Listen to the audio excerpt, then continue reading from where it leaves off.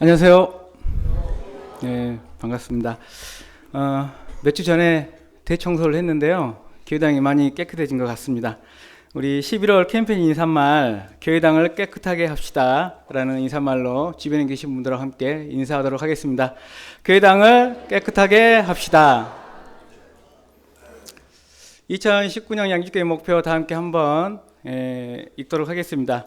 2019년 양주교회 목표: 그리스도 예수의 마음을 본받는 교회, 겸손, 공감, 복종, 희생.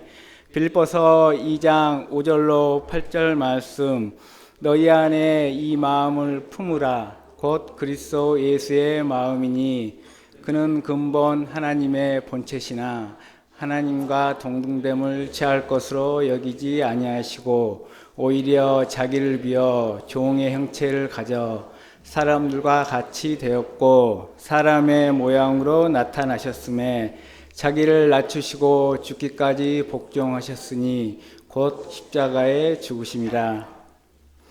네, 지난주 암송 다 함께 한번 암송하시겠습니다. 사도행전 13장 38절로 39절 말씀: 그러므로 형제들아, 너희가 알 것은 이 사람을 힘입어 제사함을 너희에게 전하는 이것이며, 또 모세의 율법으로 너희가 의롭다 하심을 얻지 못하던 모든 일에도 이 사람을 힘입어 믿는 자마다 의롭다 하심을 얻는 이것이라. 네, 지난주 암송은 1, 2교구 성도님께서 암송해 주시겠습니다.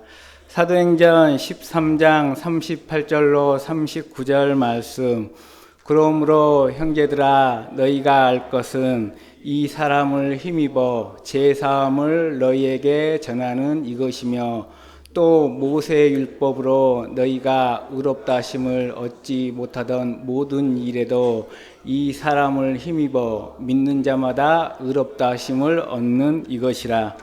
이번 주 암송 다 함께 한번 암송하시겠습니다.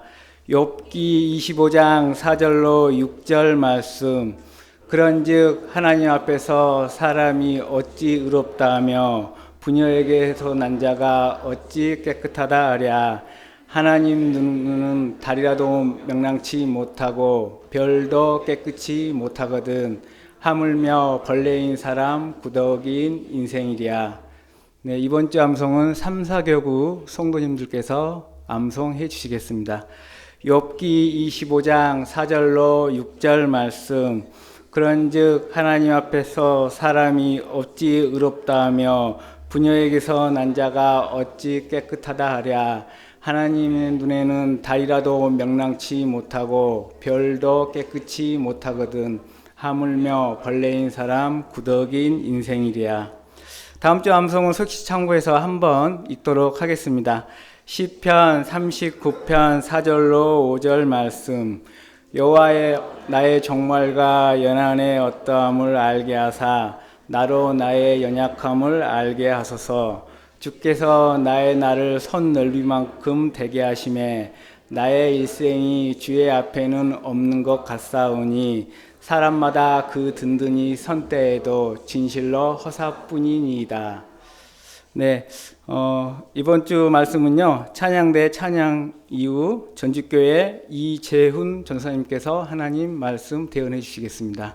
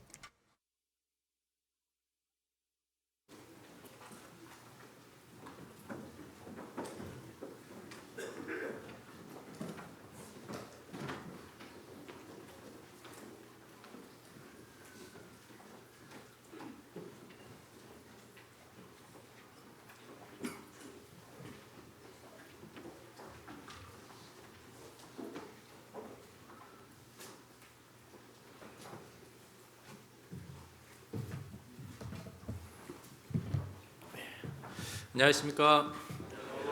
예, 함께 기도드리겠습니다. 우주 만물을 창조하시고 지금도 살아서 역사하시는 우리 주 아버지 하나님 감사합니다.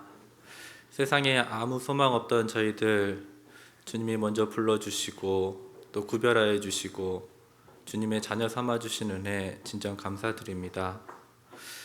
구원받은 자녀로서 저희들이 세상에 썩을 것을 쫓지 아니하고 온전히 천국의 소망을 갖고 살아가기를 원합니다. 온전히 주님만 바라볼 수 있도록 좌로나 우로나 치우치지 아니하고 주님을 따라가는 삶을 살 수 있도록 인도하여 주시옵소서. 저희들에게 맡겨주신 2019년도 한 해가 이제 얼마 남지 않았습니다. 주 안에서 연초에 세운 계획들을 되돌아보고 하나하나 부족한 것들 주님께 구하여 이뤄갈 수 있는 그런 시간이 될 수 있도록 은혜 베풀어 주시옵소서. 오늘 주일날 믿음의 식구들 또 한자리에 불러 모아주시고 말씀으로 교제케 해주심에 진정 감사드립니다. 마땅히 함께 해야 되지만 여러 사정으로 이 자리에 함께 못한 형제 자매님들도 계신 줄 압니다.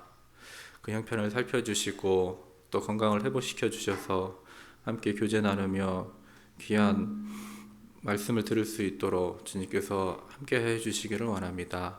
또 이 시간 세계 곳곳에서 하나님 말씀 가지고 복음을 전하고 계신 선교사님과 그 가족들 계십니다. 온전히 그 마음을 주님께서 함께 하여 주시고 또한 건강도 허락하여 주셔서 그곳에서 하나님의 복음의 말씀을 증거하는 데 부족함 없도록 채워주시고 또 땅끝까지 복음을 전하라는 말씀처럼 모든 온 세계에 주님의 말씀이 더욱더 뻗어나가기를 또 구원의 역사가 나타날 수 있도록 주님 함께하여 주시옵소서. 또 이곳 양주교회에 주님께서 교회를 세워주셨습니다. 담임 목사님을 중심으로 모든 형제 자매님들이 한마음 한뜻으로 양주 지역에 이뤄진 영혼을 위해 함께 기도하며 수고하며 또 복음의 역사가 나타날 수 있도록 주님 함께하여 주시옵소서. 오늘 말씀을 증거하는 이 강사의 입술에도 주님이 함께하여 주셔서 사람의 말이 아닌 하나님의 말씀으로 듣는 모든 분들이 말씀을 깨달아 알 수 있도록 이 한 시간도 주님께서 함께하여 주시옵소서. 시작하는 모든 시간을 주 성령님께 의지하오며 저희를 구원하여 주신 고마우신 예수님 이름으로 감사하며 기도드렸습니다. 아멘. 같이 말씀 찾겠습니다. 디모데후서 2장 3절 4절입니다.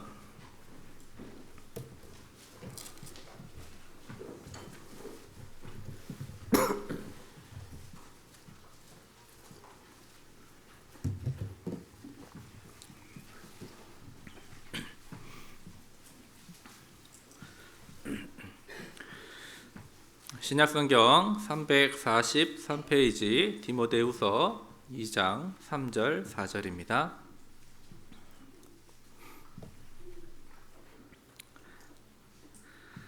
찾으셨으면 한 목소리로 천천히 같이 읽도록 하겠습니다.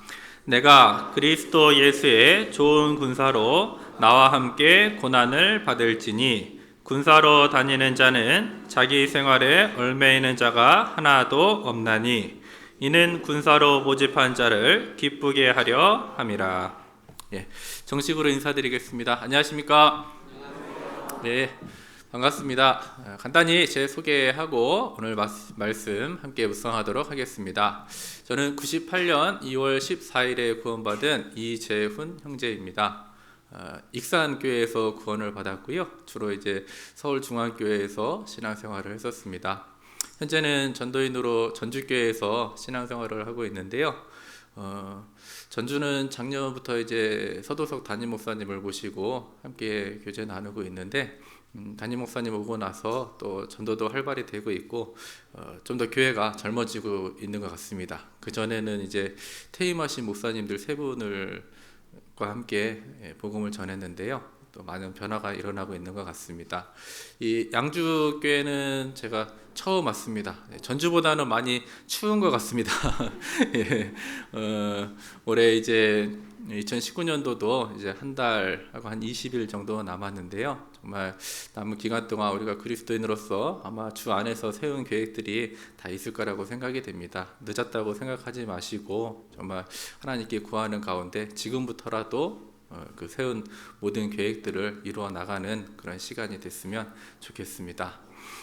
오늘 디모데후서 2장 3절 4절 말씀을 읽었는데요.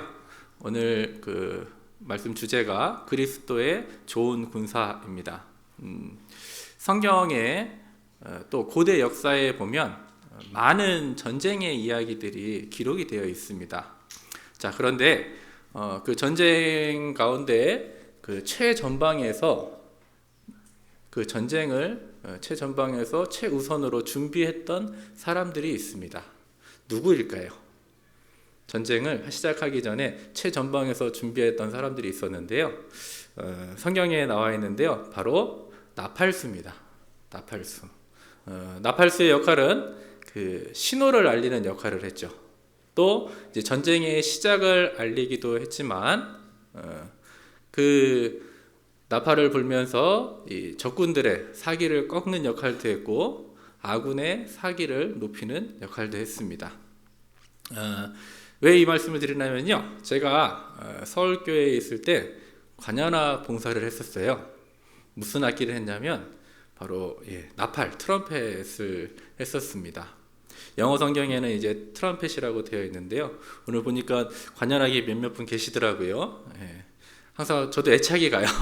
제가 했던 봉사이기 때문에 많은 분들이 정말 이렇게 악기로 봉사하는 모습을 보게 되면 저도 기도가 되고, 정말 이 음악이 한 마음으로 또 음을 맞춰야지만 정확하게 소리가 나는 거기 때문에 그 고린도전서 14장 8절에는 나팔이 분명치 못한 소리를 내면 누가 전쟁을 예비하리요 라는 구절이 있습니다.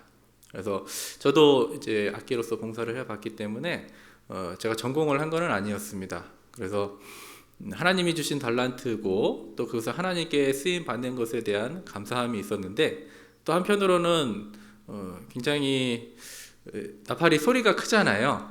그래서 부담감도 있었습니다. 틀리면 이제 바로 티가 나기 때문에.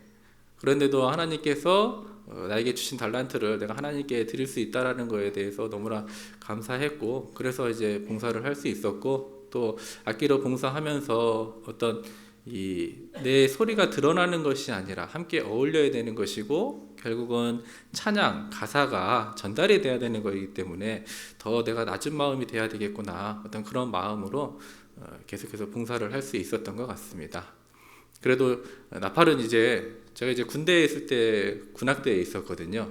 그래서 어떤 큰 이 음악이 사람에게 큰 힘을 준다는 것도 이 교회에서도 배웠고, 또 군악대에 있으면서도 형제님들은 아마 군대 갔다 오신 분들은 예전에 이제 야간 행군이라고 해서 그냥 한 20km, 30km를 무거운 군장을 메고 이제 걷게 되는데, 이제 정말 그 다 행군을 마치고 들어올 때쯤 되면은 힘이 거의 다 빠져요.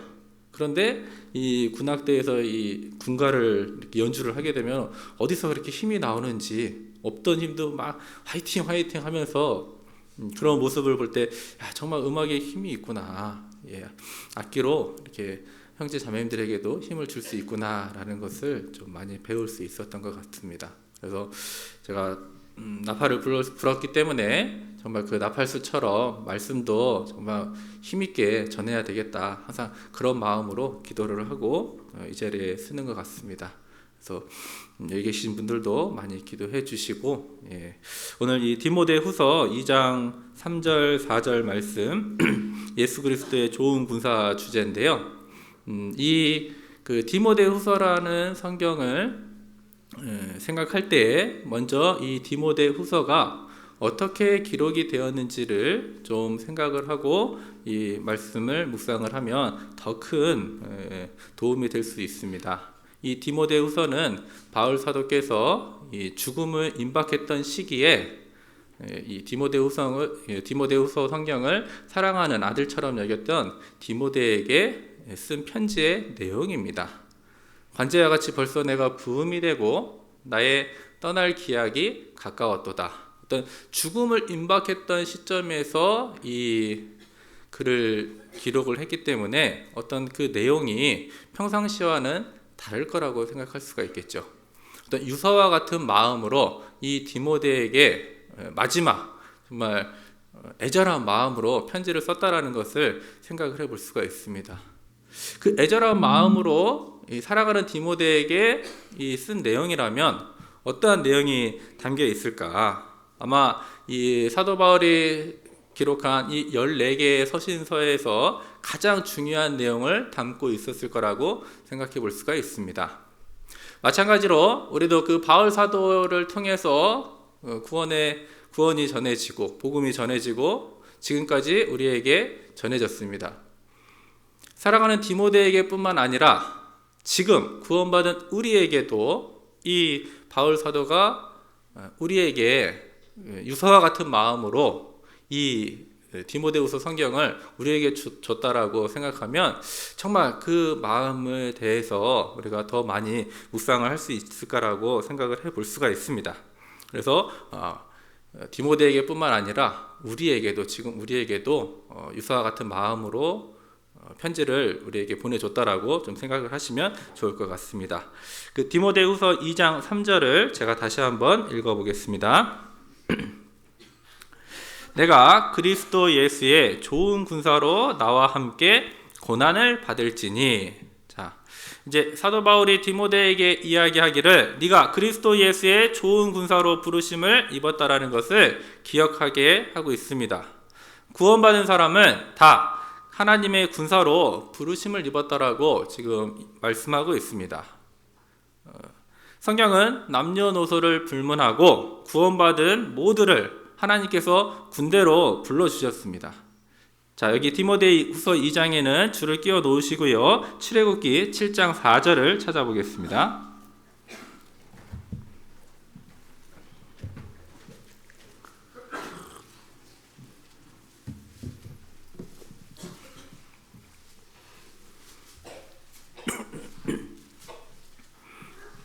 구약성경 90페이지 출애굽기 7장 4절입니다.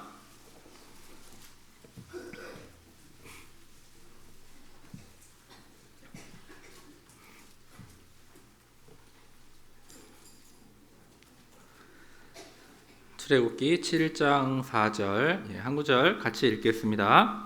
바로가 너희를 듣지 아니할 터인즉 내가 내 손을 애굽에 더하여 여러 큰 재앙을 내리고 내 군대 내 백성 이스라엘 자손을 그 땅에서 인도하여 낼지라. 자, 출애굽의 이야기는 전도 집회 때 성경 강연회 때 많이 들어서 잘 기억하실 거예요.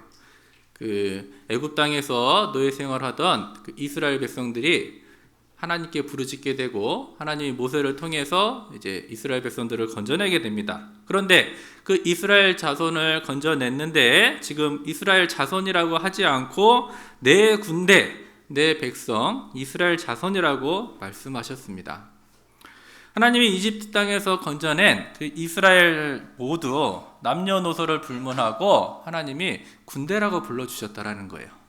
만약 싸움을 싸울 만한 사람들만, 장정들만 건져냈다라면 여자나 또 아이나 노인들은 그 땅에 두고 왔었겠죠.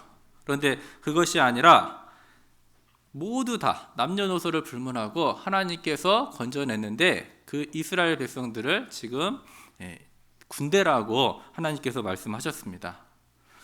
마찬가지로 이 자리에 앉아있는 우리 모두가 다 그리스도의 군대라고 이야기할 수가 있습니다. 우리가 하나님의 좋은 군사로 부르심을 받았다라면 군인은 싸움을 싸우는 사람들이죠. 그러면 우리의 마음 자세, 태도가 어떠해야 될지, 눈빛 하나, 또 우리의 마음 자세가 어때야 될지를 생각해 볼 수가 있습니다. 군인은 목숨을 걸고 싸우는 사람들이거든요. 마찬가지로 우리가 하나님께서 나에게 복음을 맡겨주시고 그 싸움에 참여케 하셨습니다. 이 시간, 내가 말씀을 듣는 시간에도 정말 그 눈빛 하나가 어때야 되는지, 우리의 마음과 자세가 어때야 되는지를 생각해 볼 수가 있습니다. 자, 군인으로서 최고의 덕목이 있습니다. 먼저 형제님들은 이제 군대를 가게 되면 그 군대 내에서 처음으로 배우게 되는 게 있는데 그게 뭐냐면 바로 복종이라는 겁니다. 복종. 군인은 아무리 개인 능력이 뛰어나고 전투 능력이 뛰어난다 하더라도 순종, 복종을 배우지 않으면 그 군인은 아무 쓸모가 없다라는 거죠. 그 군인은 그 명령에 살고 명령에 죽는다라고 이야기할 수 있습니다. 마찬가지로 우리도 하나님의 말씀에 순종하고 그 명령을 따르는 것. 찬양 가사에도 이런 찬양 가사가 있는데요. 주님 말씀하시면 내가 나아가리다. 주님 뜻이 아니면 내가 멈춰서리다. 나의 가고 서는 것 주님 뜻에 있으니. 나의 가고 서는 것 주님 뜻에 있으니. 우리가 그리스도의 군사로서 하나님의 명령에 순종하고 복종하는 걸 제일 먼저 배워야 된다는 것을 알 수가 있습니다. 이 군사다라는 말은 다른 말로 그리스도의 종이라는 말과 같다라고 이야기할 수 있습니다. 뒤에 누가복음 7장 8절을 같이 보겠습니다.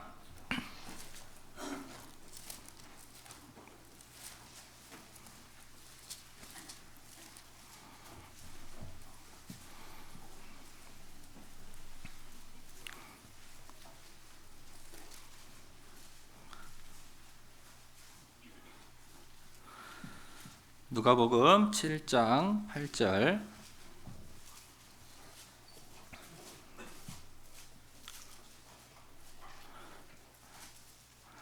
제가 읽겠습니다. 저도 남의 수하에 든 사람이요 제 아래에도 군병이 있으니 이더러 가라 하면 가고 저더러 오라 하면 오고 제 종더러 이것을 하라 하면 하나이다. 이게 군사로서의 모습이라고 생각할 수가 있습니다. 이더러 가라 하면 가고 저더러 오라 하면 오고 제 종더러 이것을 하라 하면 하나이다. 우리가 그 주님이 말씀하시면 거기에는 이유가 없다라는 거죠. 그리스도의 군사로서의 어떤 모습을 우리가 생각해 볼 수가 있습니다. 자, 우리가 말씀을 들을 때 힘이 난다라고 이야기합니다. 그런데 말씀이 힘을 주는 건 맞는데 어떤 분은 말씀을 많이 들어요. 그런데 힘있게 사시는 분들도 있지만 그렇지 않은 분도 있다라는 겁니다. 또 어떤 분은 말씀을 그렇게 여건이 허락치 않아서 잘 듣지는 못해요. 그런데 어떻게 해서든지 시간이 되면 길을 쓰고 와서 말씀을 듣는 분들이 있습니다. 그리고 말씀을 그렇게 많이 듣진 않지만 힘있게 살아가는 분들이 있다라는 거죠. 그 차이가 뭘까? 결국은 그 말씀에 순종하느냐 순종하지 않느냐라는 거죠. 아무리 많은 말씀을 들어도 내가 그 말씀에 순종하지 않고 행동으로 나타나지 않는다라면 그 말씀이 나에게 오히려 올무가 되고 정죄가 됩니다. 그리고 판단을 하게 되죠. 그런데 내가 그 들은 말씀을 내 삶 가운데 나타내고 또 순종한다라고 하면은 거기에 하나님이 힘을 주신다라는 것을 알 수가 있습니다. 작은 순종 하나가 하나님이 나에게 힘을 주시는구나.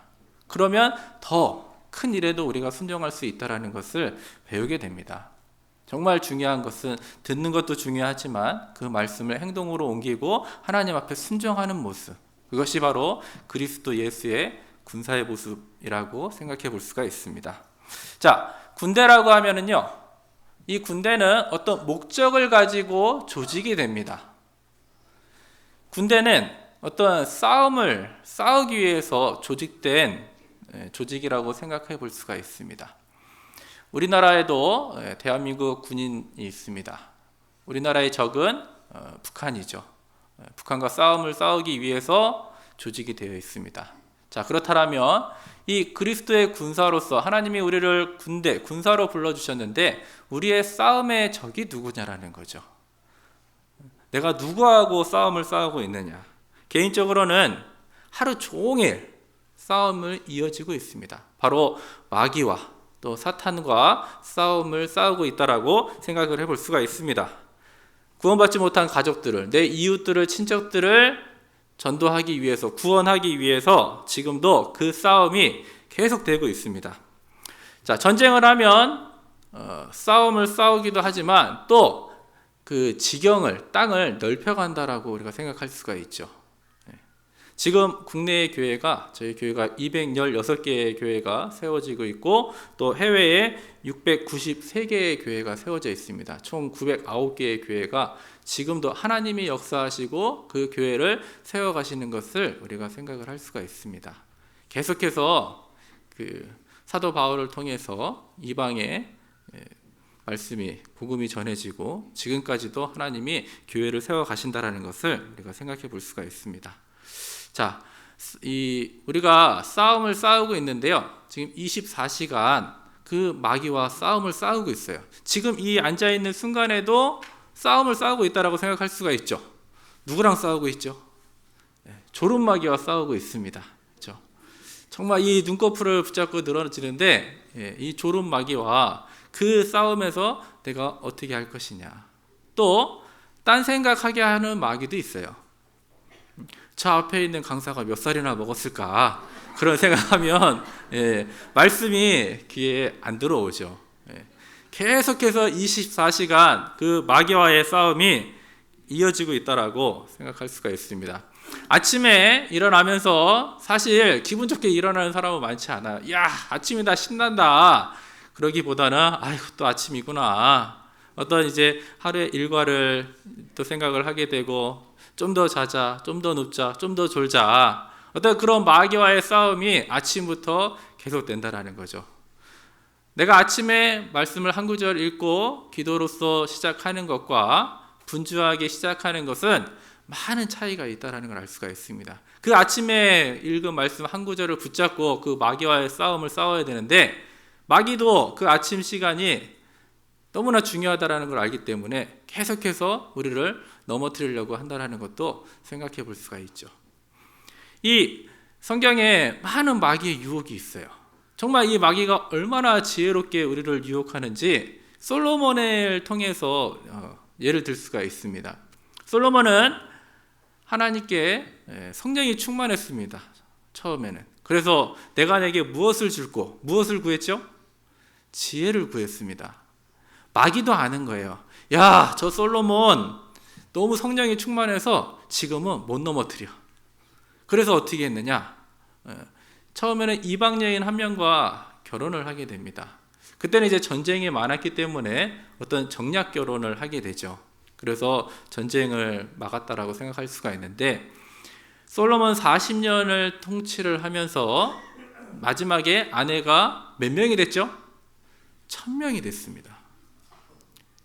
처음에 성령이 충만했을 때는 이 솔로몬 못 넘어뜨리겠다. 그래서 그 마음을 조금씩 갉아먹기 위해서 처음에는 이방 여인을 한 명을 넣은 거예요. 1000명 중에 한 명이면은 0.1%거든요. 그리고 또 한 명을 넣고 또 한 명을 넣고 0.1%씩 계속 마음을 갉아먹었다라고 생각할 수가 있겠죠. 나중에 1000명이 되니까 이제는 처음에는 연애했다라고 되어 있고 아예 솔로몬이 그 여인들을 사랑했다라고 이야기했습니다. 한 명의 여인이 자꾸 흔들었으면 안 넘어졌을 거예요. 그런데 계속 마음을 갉아먹고 그 이방 여인 1000명의 여인들이 그 솔로몬의 마음을 계속해서 흔들었다라고 생각할 수가 있습니다. 그만큼 마귀는 기다릴 줄도 알아요. 오래 참을 줄 안다는 거죠. 우리의 작은 틈만 보여도 계속해서 그 작은 틈을 조금씩 갉아먹어서 우리의 마음을 빼앗아 간다라는 것을 그 솔로몬, 위대한 솔로몬을 통해서도 우리가 잘 알 수가 있습니다. 그런 싸움이 계속되고 있다는 거죠. 재물로 유혹을 하기도 하고 또 수많은 사람과 또 물질, 환경을 통해서 유혹하고 있는데 우리가 그 싸움에서 어떻게 해야 되느냐. 그 뒤에 히브리서 12장 4절입니다.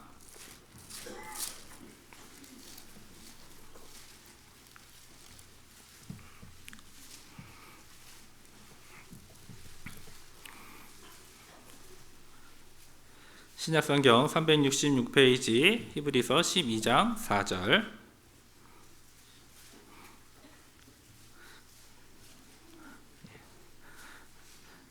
12장 4절 같이 한 구절만 읽겠습니다. 너희가 죄와 싸우되 아직 피 흘리기까지는 대항치 아니하고. 자, 죄하고 싸우는데, 마귀하고 싸우는데 그냥 싸우는 것이 아니라 피 흘릴 정도로 싸워야 마땅하다, 그렇게 말씀하고 계십니다. 자, 구체적으로 적용을 해보죠. 이 말씀 시간에 졸음이 너무 오는 거예요. 예전에는 그 볼펜 끝에 이제 수지침이라고 해서 좀 이렇게 눌러주는 게 있었어요. 저도 졸음이 오면은 그 수지침으로 손바닥을 이렇게 계속 찌르기도 하고 허벅지를 꼬집기도 하고. 그런데 그 싸움에 피 흘릴 정도로 꼬집어라 찔러라, 그렇게 지금 말씀하고 있다라는 거죠. 정말로 그 한 가지, 사소한 것으로 보이는 그 한 가지에서도 우리가 작은 싸움이, 마귀와의 싸움을 싸우고 있다라고 생각할 수가 있습니다. 아침에 일어나서 교회 일찍 오려고 마음을 먹었는데 이것도 해야 되고 저것도 해야 되고 어떤 딴 생각을 하게 하는 그런 마귀가 우리를 계속 흔든다라고 생각을 해볼 수가 있습니다. 모이기를 피하는 어떠한 사람들과 같이 습관을 같이 하지 말라고 하나님이 말씀하셨는데, 마귀는 계속해서 우리를 갈라놓으려고 하고 또 연합되지 못하게 한다라는 거죠. 성령의 하나 되게 하신 것을 힘써 지키라 명령하셨잖아요. 마귀가 가장 두려워하는 것, 구원받은 그리스도인들이 뭉쳐서 하나가 되는 것을 가장 두려워한다라는 것도 생각해 볼 수가 있습니다. 그래서 이 마귀와의 싸움이 우리가 노출되어 있기 때문에 24시간 계속해서 깨어있고 모이기를 힘쓰며 함께 해야 된다라는 것을 생각할 수가 있습니다. 또 마귀와 싸울 뿐만 아니라 우리가 영혼을 구원하기 위해서 영혼을 건지는 그 싸움을 한다라고 생각할 수가 있습니다. 실제로 우리가 한 영혼을 전도를 해서 구원받기까지 그런 경험을 하신 분들이 계실 거예요.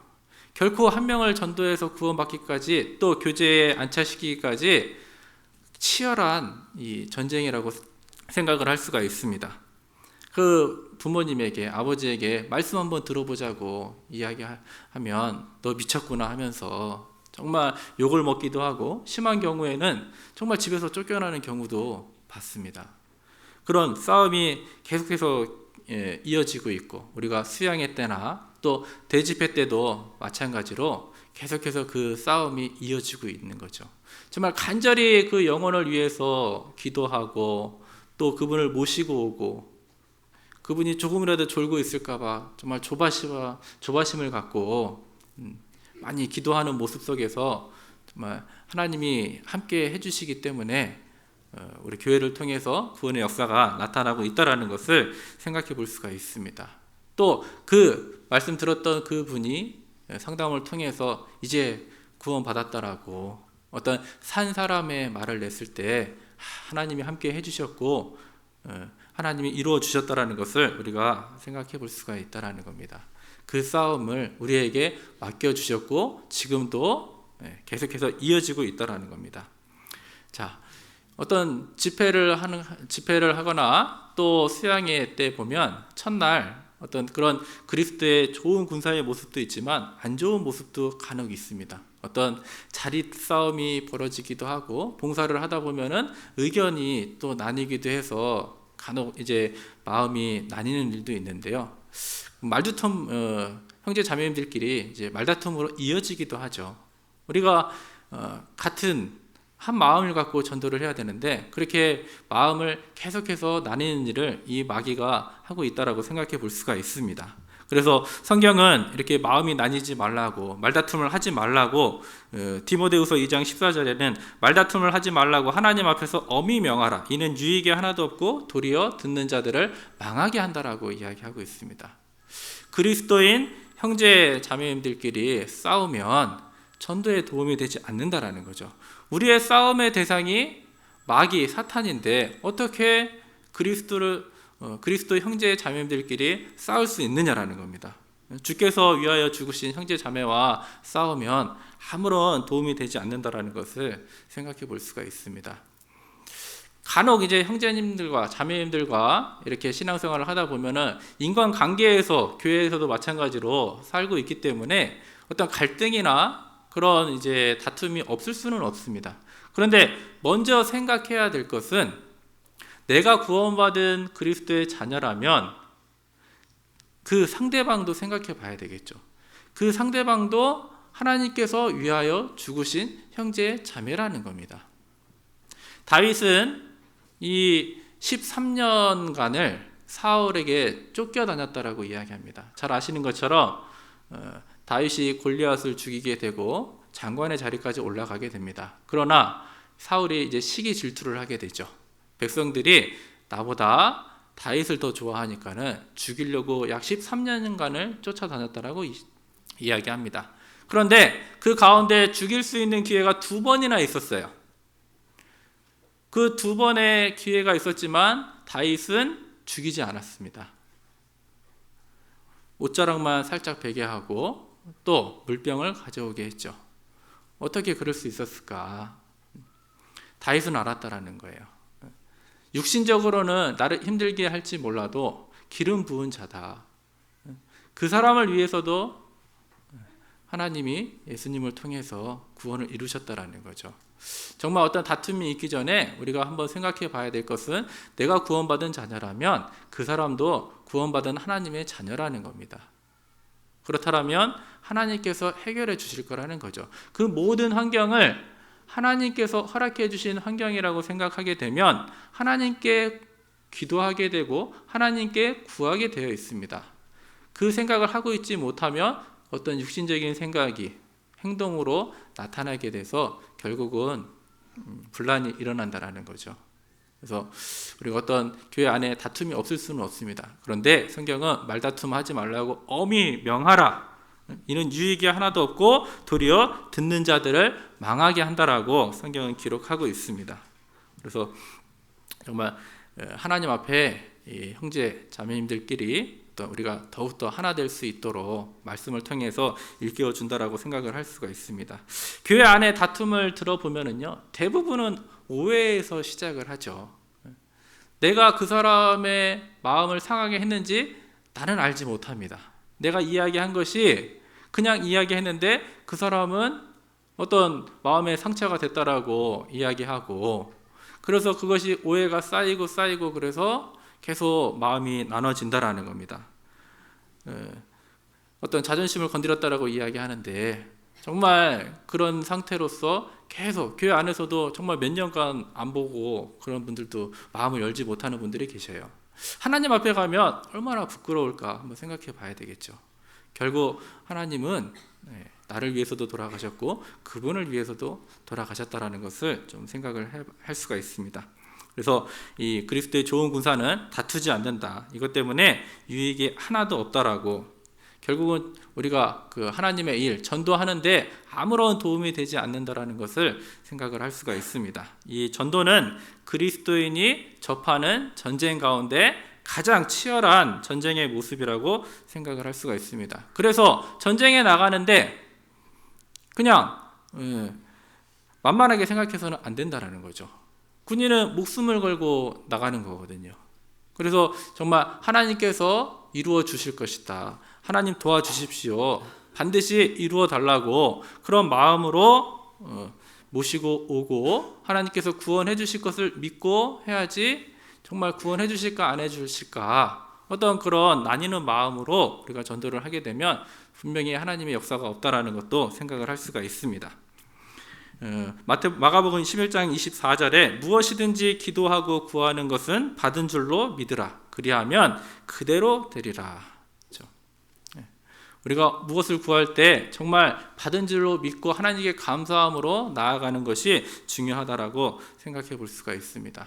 처음에 모시고 올 때는 정말 한 번만 들어보자라고, 그 하루가 이틀이 되고 이틀이 3일이 되고 정말 결국은 우리는 그 하나님 앞에 나아오기까지 하는 것이고 하나님의 말씀이 그 사람을 변화시켜 주는 거죠.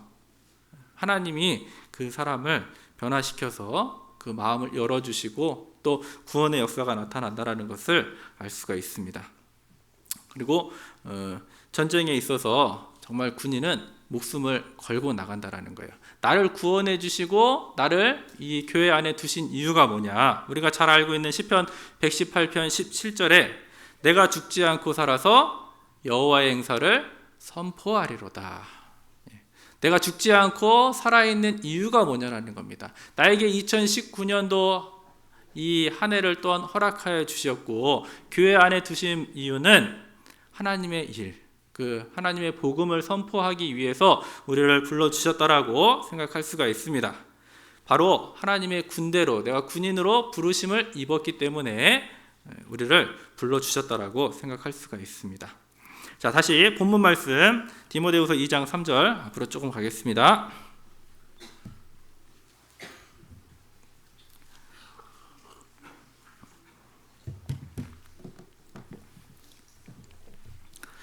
디모데후서 2장 3절 제가 다시 읽겠습니다. 내가 그리스도 예수의 좋은 군사로 나와 함께 고난을 받을지니. 자, 군인 중에는 훌륭한 군인도 있고 좀 못된 군인도 있습니다. 자꾸 열애하려고 하고 군대에서도요 뺀질뺀질하면서 자꾸 빠지려고 하는 사람들이 있다라는 거예요. 그런데 우리는 좋은 군사로 부르심을 입었다라고 이야기하고 있습니다. 그리고 그 뒤에 군인의 어떤 갖추어야 될 그 모습 세 가지를 지금 이야기하고 있는데요. 그 중에 첫 번째가 좋은 군사로 나와 함께 고난을 받을지니. 군인은 고난을 달게 받는다라고 이야기하고 있습니다. 전쟁을 웃으면서 하지는 않습니다. 여기 계신 어르신들 중에는 이 6.25를 겪으신 분들도 계실 거예요. 정말 그 전쟁을 생각하면 너무나 끔찍하다라는 거죠. 또 구원받은 사람도 마찬가지로 이 전쟁을 하는 데 있어서 구원을 받으면 이제 만사 형통할 것 같고 하나님 안에서 뭐든지 다 잘 될 거라고 생각을 하는데 그렇지 않더라는 거예요. 구원받은 사람도 병에 걸리기도 하고 또 돈만 잘 벌었으면 좋겠는데 어떤 손해를 보기도 하고 그런 일이 벌어진다라는 거죠. 또 구원받으면 주변 사람들이 다 좋아할 줄 알았어요. 저도 저희 집에서 제가 먼저 구원을 받았거든요. 98년도에 구원받고 이제 비디오 테이프를 가지고 가서 야, 이것만 말씀 들으면 다 구원받겠다. 가지고 부모님과 여동생을 앉혀놓고 비디오 테이프를 틀었는데요.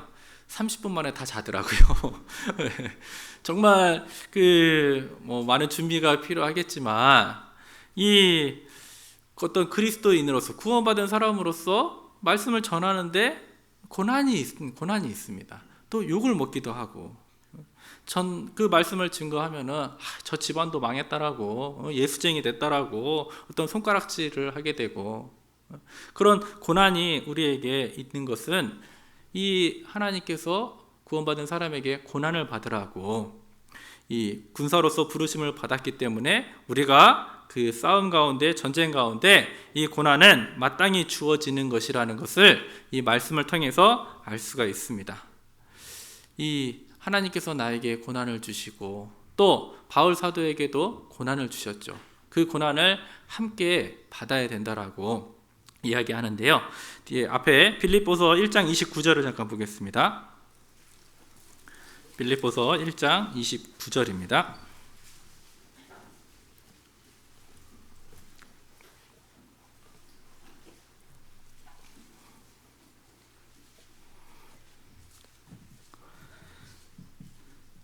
빌립보서 1장 29절 30절 같이 읽겠습니다. 그리스도를 위하여 너희에게 은혜를 주신 것은 다만 그를 믿을 뿐 아니라 또한 그를 위하여 고난도 받게 하심이라. 너희에게도 같은 싸움이 있으니 너희가 내 안에서 본 바요 이제도 내 안에서 듣는 바니라. 자, 30절에 너희에게도 같은 싸움이 있다. 이 사도 바울만 마귀와 싸우고 또 전도하기 위해서 싸운 게 아닙니다. 사도 바울만 전도하다가 핍박받은 게 아니라고 말씀하고 있습니다. 너희에게도, 구원받은 우리에게도 동일한 같은 싸움이 있다. 구원받은 것은 다만 그리스도 예수를 믿을 뿐만 아니라 그를 위하여 고난도 받게 하려 한다. 고난이 있다라고 말씀하고 있죠. 야고보서 1장 2절에는 너희가 여러 가지 시험을 만나거든 온전히 기쁘게 여기라 말씀하셨습니다. 시험을 만나거든. 영어 성경에는 만날 때로 되어 있거든요. 그러니까 구원받은 사람이 어떤 고난을 만날 수도 있고 만나지 않을 수도 있다라는 것이 아니라 반드시 구원받은 사람에게는 고난이 주어진다라고 성경은 기록하고 있습니다. 그래서 그 고난이 주어졌을 때 어떤 인정하는 삶이 필요하다라는 거죠. 하나님은 전도서 9장에 시기와 우연이 이 모든 자에게 있다. 하나님께서 나의 모든 삶을 주관하신다라는 겁니다. 그러면 나에게 어떠한 그런 고난이 주어졌다라는 것도 하나님이 주셨다라는 것을 생각할 수가 있죠.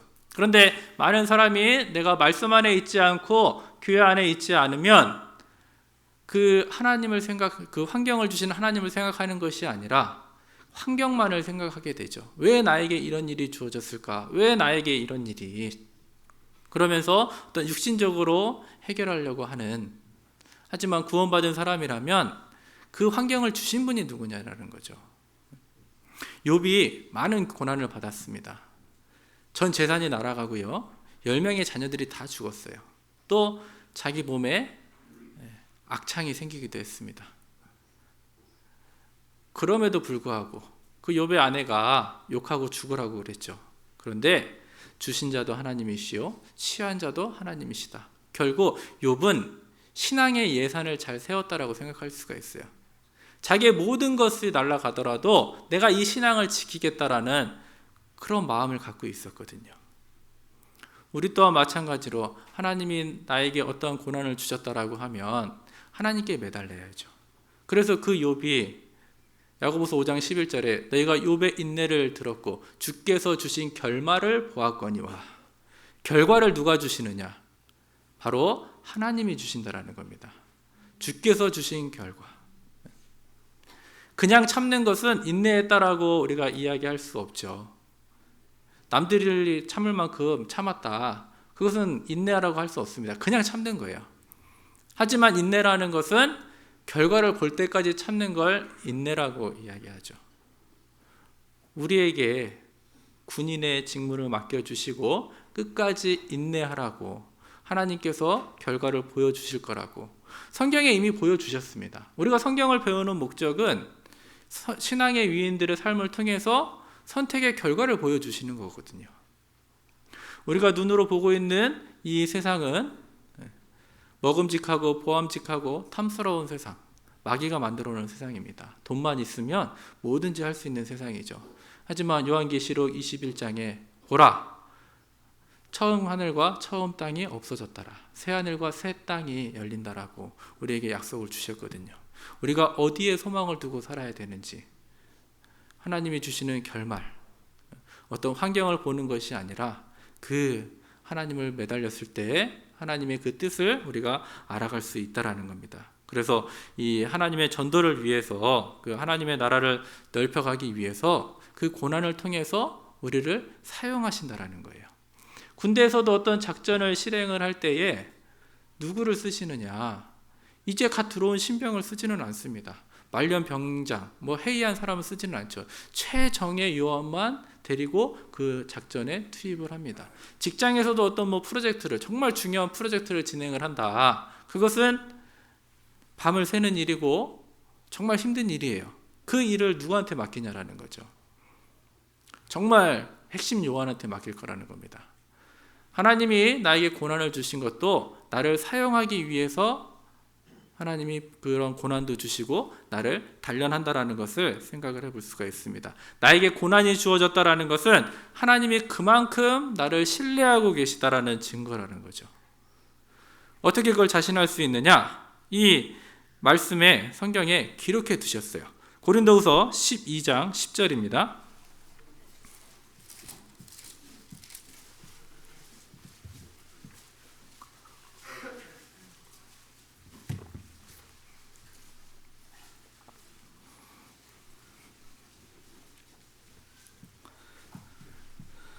고린도후서 12장 10절,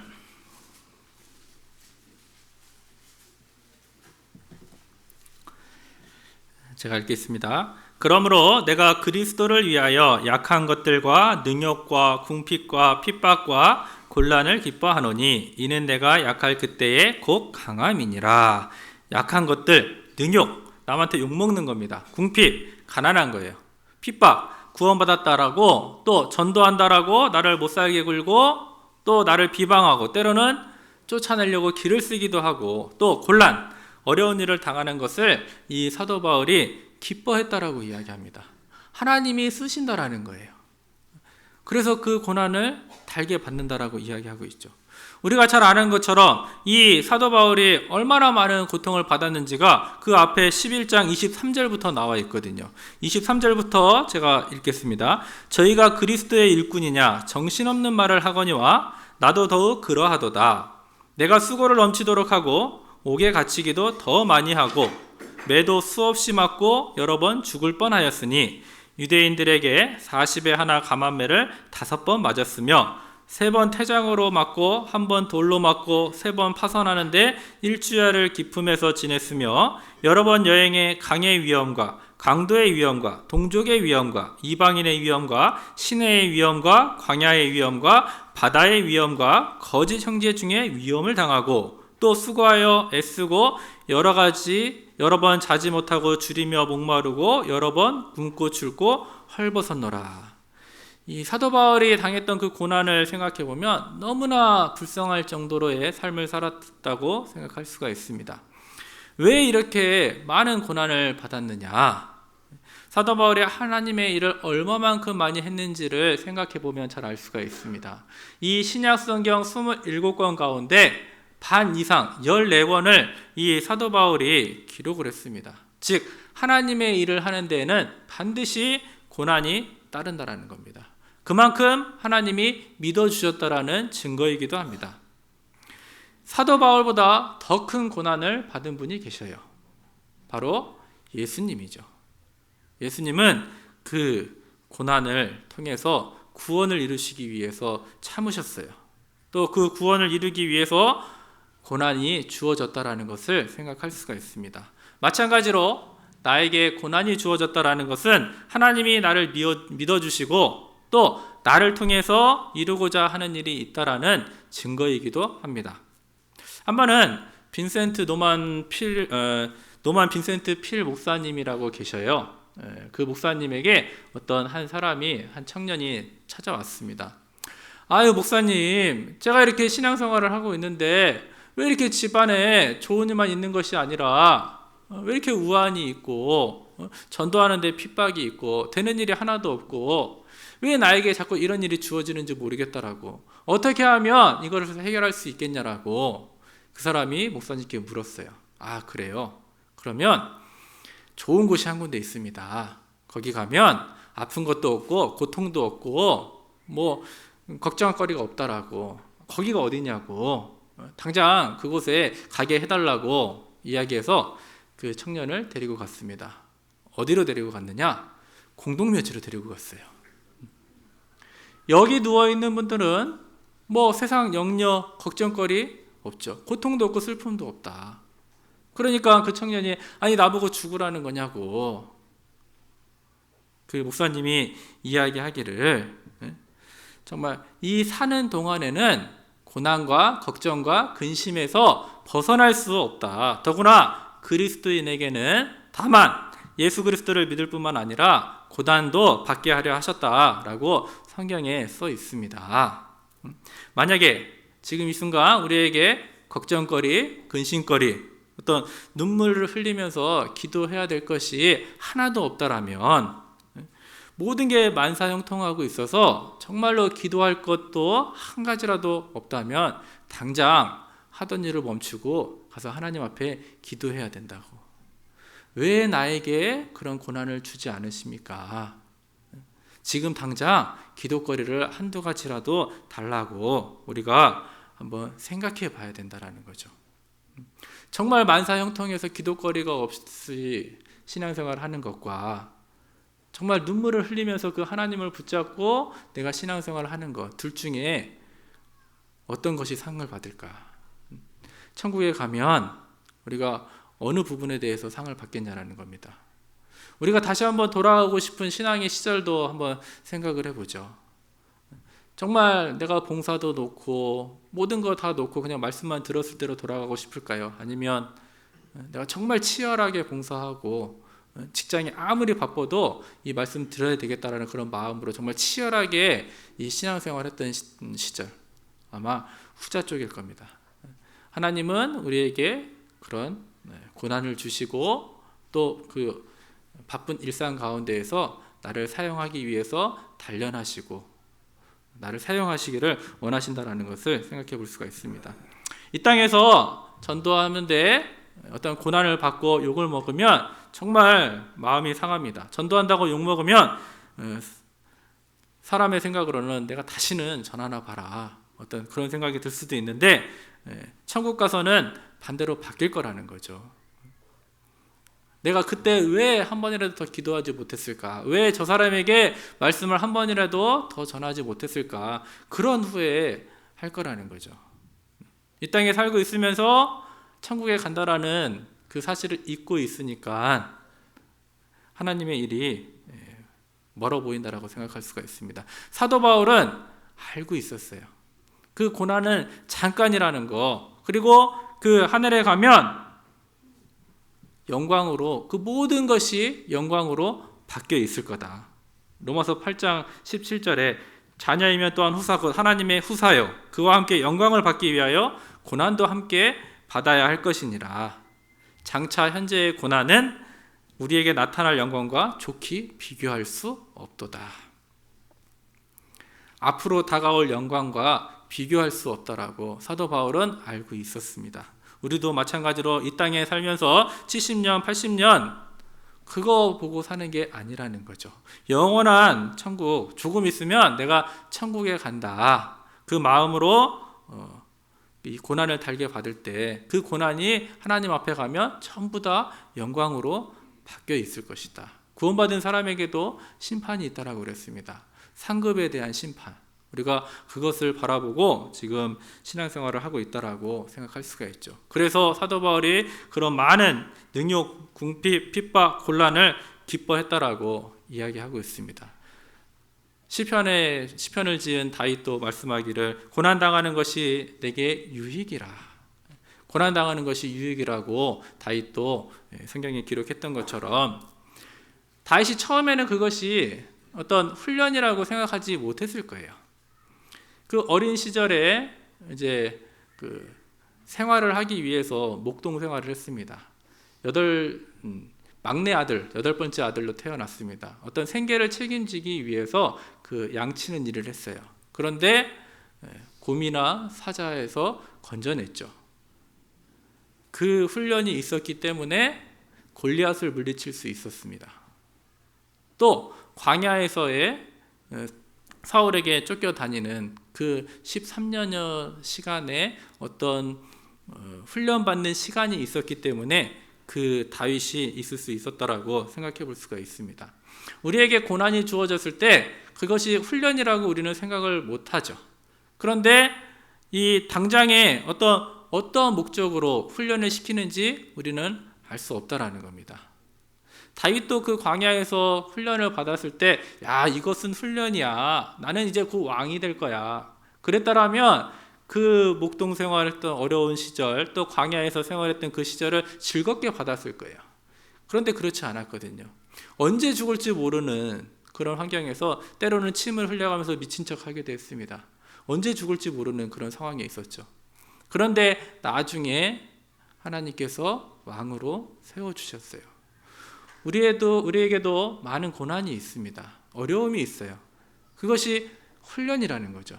그래서 그 골리앗을 물리친 것처럼, 이스라엘의 왕이 된 것처럼 우리에게도 어떤 결정적인 순간에 훈련을 시켜서 그게 가족 전도의 초석이 될지, 아니면 교회 봉사하는 일에 내가 쓰임을 받을지 알지 못하지만 그 직장 생활하는 거, 또 지금 봉사하는 거, 또 가정생활하는 거, 그 모든 것이 하나님이 주신 훈련이라고 생각한다라면 이겨낼 수 있다라는 겁니다. 하나님을 생각해서 우리가 성경을 배우다 보면 현재 우리가 뭘 하고 있는지 알 수 있다라는 거예요. 우리가 하고 있는 일이 결국 하나님께서 나를 사용하기 위해서 훈련하고 계시는구나 라는 것을 생각해 볼 수가 있습니다. 이 군대에도 얌체 군인들이 있다라고 이야기했습니다. 그 얌체 군인들은 발전이 없어요. 그대로예요.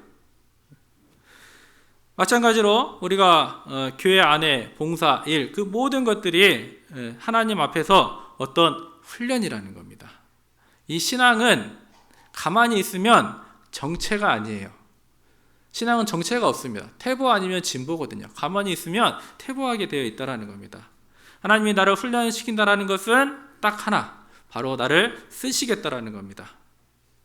군대에서도 훈련이 잘 된 그 군사 하나를 그냥 놀리지는 않거든요. 전투력 손실이거든요. 하물며 하나님이 나를 훈련시켜서 나를 사용하지 않겠냐라는 겁니다.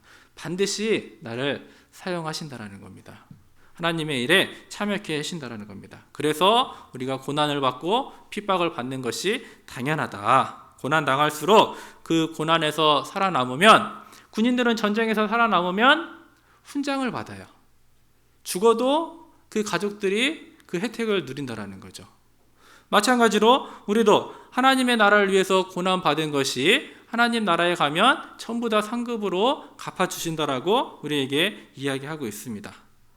그래서 이 군인은 고난 받는 게 당연하다. 사도 바울은 그 고난 받는 것을 두려워하지 않았다라고 고난을 받는 것을 두려워하지 않았다라고 말씀하고 있는데요. 디모데후서 1장 7절을 보겠습니다. 디모데후서 1장 7절입니다.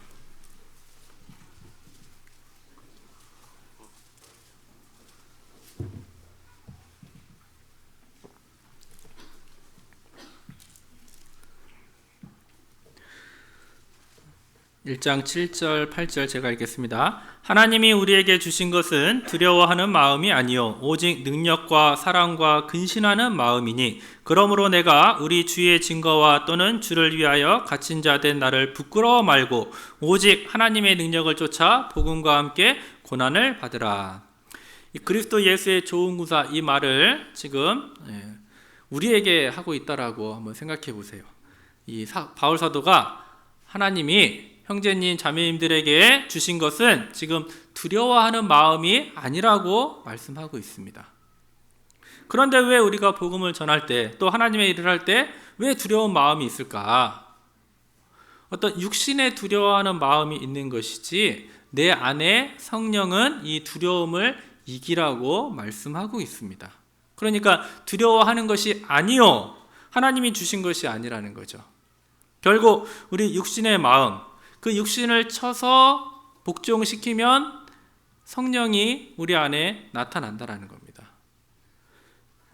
이 두려움, 하나님께서 우리에게 주신 마음이 아니라는 거예요. 이미 능력과 사랑과 근신하는 마음을 우리에게 주셨습니다. 두려움의 반대는 용기라고 이야기할 수가 있죠.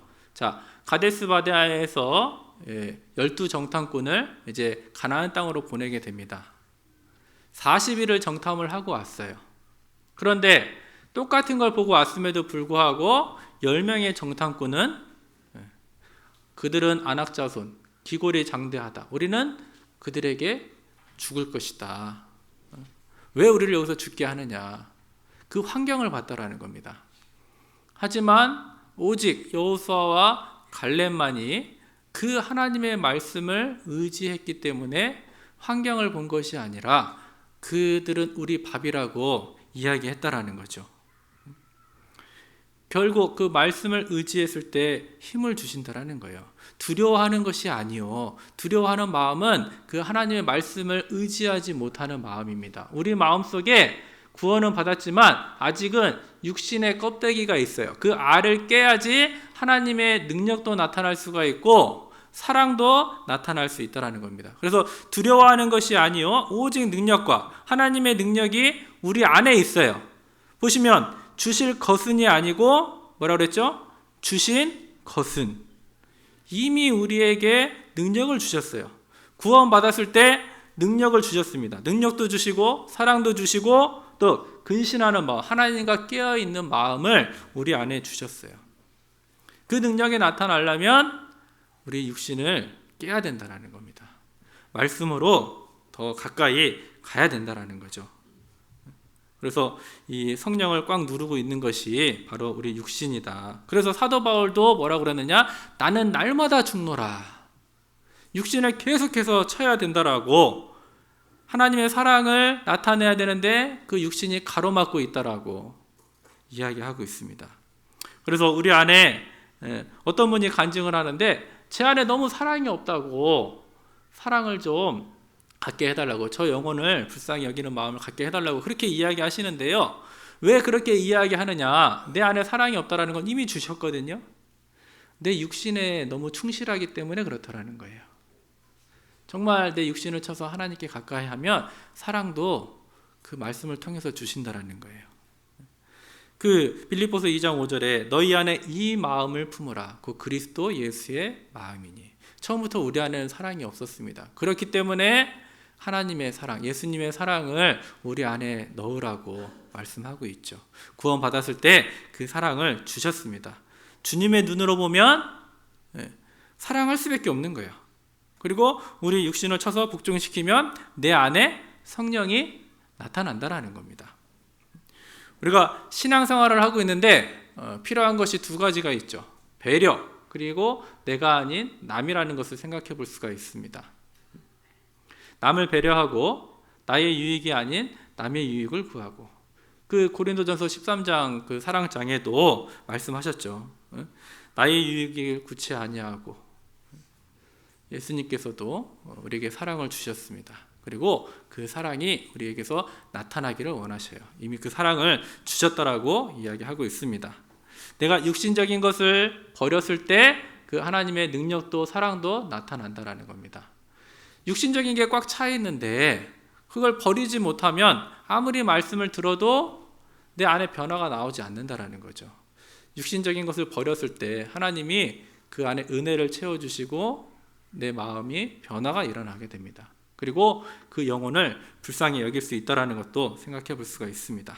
그래서 하나님이 우리에게 주신 것은 오직 능력과 사랑과 근신하는 마음이니, 육신을 쳐서 고난을 두려워하지 말고 그 고난을 달게 받으라고 우리에게 이야기하고 있습니다.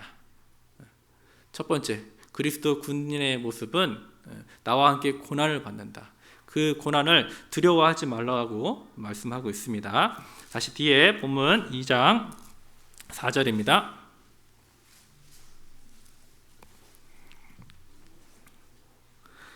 디모데후서 2장 4절, 군사로 다니는 자는 자기 생활에 얽매이는 자가 하나도 없나니. 자, 군인은 자기 개인적인 생활에 얽매이는 사람들이 없다. 아마 많이 들어보셨을 겁니다. 이 군대에서도 어떤 군대 장관, 지휘관이 명령을 내렸어요. 전방으로 가라고 명령을 내렸는데 어떤 핑계대는 모습, 아니 제가 건강이 어떻고 저희 가족이 많고, 어떤 그런 핑계댈 수 없다라는 거거든요. 구원받은 그리스도 군사라면 하나님 앞에 핑계대지 않는다라고 얽매이는 모습, 군인은 그럴 수 없다라고 생각할 수가 있습니다. 그래서 군인은 자기 생활에 얽매이는 자가 없다, 군인은 핑계대지 않는다, 그 얘기하고 있습니다. 구원받고 나서 우리의 모습은 어떨까? 하나님의 말씀을 읽다 보니까 정말로 항상 기뻐하고 쉬지 말고 기도하고 범사에 감사하라고 이야기를 들었어요. 그런데 내가 정말 항상 기뻐하고 감사하고 있는지 생각해 봐야 되겠죠. 그 말씀에 얼마만큼 순종하고 내 생활에 얽매이는 모습을, 그런 모습이 아직도 남아 있는지, 아니면 하나님을 의지하고 있는지. 사람이 떡으로만 살 것이 아니요 하나님의 입으로 나오는 모든 말씀으로 산다. 말씀을 배웠어요. 그런데 집에 가서는 정말 내가 그 말씀을 가까이 하고 있는지 생각해 봐야 된다는 겁니다.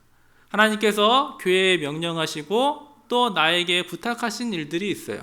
그 일들에 대해서 나는 과연 핑계대지 않고 순종하는 모습인지 그렇지 않은지 생각해 봐야 되겠죠. 군인은 순종할 뿐만 아니라 복종도 해야 된다라고 이야기했습니다. 군대에서도 명령 불복종은 큰일이거든요. 하물며 이 하나님의 그리스도의 군대라고 불러주셨는데 우리가 그 생활에 얽매이는 모습, 이 성경에 자기 생활에 얽매이는 모습이 기록이 되어 있는데요. 마태복음 22장을 같이 한번 찾아보겠습니다.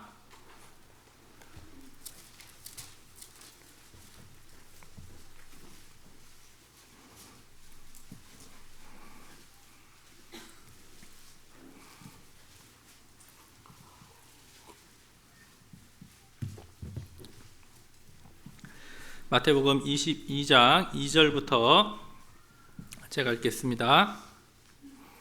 천국은 마치 자기 아들을 위하여 혼인잔치를 베푼 어떤 임금과 같으니 그 종들을 보내어 그 청한 사람들을 혼인잔치에 오라 하였더니 오기를 싫어하거늘 다시 다른 종들을 보내며 가로되 청한 자들에게 이르기를 내가 오찬을 준비하되 나의 소와 살찐 짐승을 잡고 모든 것을 갖추었으니 혼인잔치에 오소서 하라 하였더니 저희가 돌아보지도 않고 하나는 자기 밭으로 하나는 자기 상업차로 가고 그 남은 자들을 종들을 잡아 능욕하고 죽이니. 자, 무슨 얘기냐면 어떤 임금이 잔치를 베풀었습니다. 그래서 종들을 보내서 잔치에 초대를 했어요. 그런데 오지 않습니다. 또 다시 그 종들을 보냈습니다. 그런데 빨리 가십시다. 임금님이 잔치에 초대했습니다. 빨리 가자라고 이야기했는데 돌아보지도 않고 뭐라고 했느냐? 5절 중간에 하나는 자기 밭으로, 남의 밭이 아닙니다. 자기 밭으로 갔습니다. 또 하나는 자기 상업차, 전부 자기 일이라는 거죠. 자기 논일, 자기 밭일, 또 자기 가게일, 자기 집안일 하느라고 임금이 부르는데 돌아보지도 않았다라는 거예요. 그나마 외면만 했으면 다행인데 그 신하들, 종들을 잡아서 죽이기까지 했다라는 거죠. 어떻게 됐느냐? 큰일 났겠죠. 7절 같이 읽어보겠습니다. 임금이 노하여 군대를 보내어 그 살인한 자들을 진멸하고 그 동네를 불사르고, 불살라 버렸습니다. 그 살인한 사람들 진멸해서 완전히 죽여버렸어요. 또 그 동네에 자기 사업하러 가고 자기 논일하고 그 자기 일하러 갔던 사람들, 그 동네를 불살라 버렸다라고 이야기합니다. 도대체 어떻게 된 일이냐? 우리 교회가 하나님의 명하신 일들을 해야 됩니다. 복음 전하는 일을 하고 교회를 세워가는 일을 우리에게 맡겨주셨어요. 그러기 위해서는 필요한 것들이 있는데 그 일들은 결국 사람이 해야 됩니다. 구원받은 사람이 하나님이 세우는 것이 아니라, 물론 하나님이 세우기도 하지만 하나님이 세우시는데 사람을 통해서 세우신다라는 거죠. 그 하나님의 명령에 내가 얼마만큼 순종하고 얼마만큼 따르느냐. 교회 안에 봉사가 필요합니다. 또 전도하는 사람들도 필요하고 여러 가지 지체로서 하나님이 사용하기를 원하셔요. 그런데 내 일로 인해서 자기 생활에 얽매이는 모습으로 내가 하나님의 일을 하고 있는지, 하나님 앞에 순종하는 마음으로, 또 그 맡겨진 일에 정말 내가 노력하고 연구해서 그 일을 하려고 하는지 생각해 봐야 된다는 거죠. 하나님이 심한 경우에는 여기에 있던 사람들은 불태워버렸다라고 했는데요. 그 하나님의 노를 사게 된다는 겁니다. 하나님이 나를 불러주셨을 때 내 생활에 얽매이기 이전에 어떻게 하면 그 일에 순종할 수 있을까? 어떤 그것이 그리스도의 군사의 모습, 순종하는 모습이라고 생각할 수가 있습니다. 각자 나름의 여건과 형편은 다 있어요. 그런데 그 환경도 하나님이 주셨어요.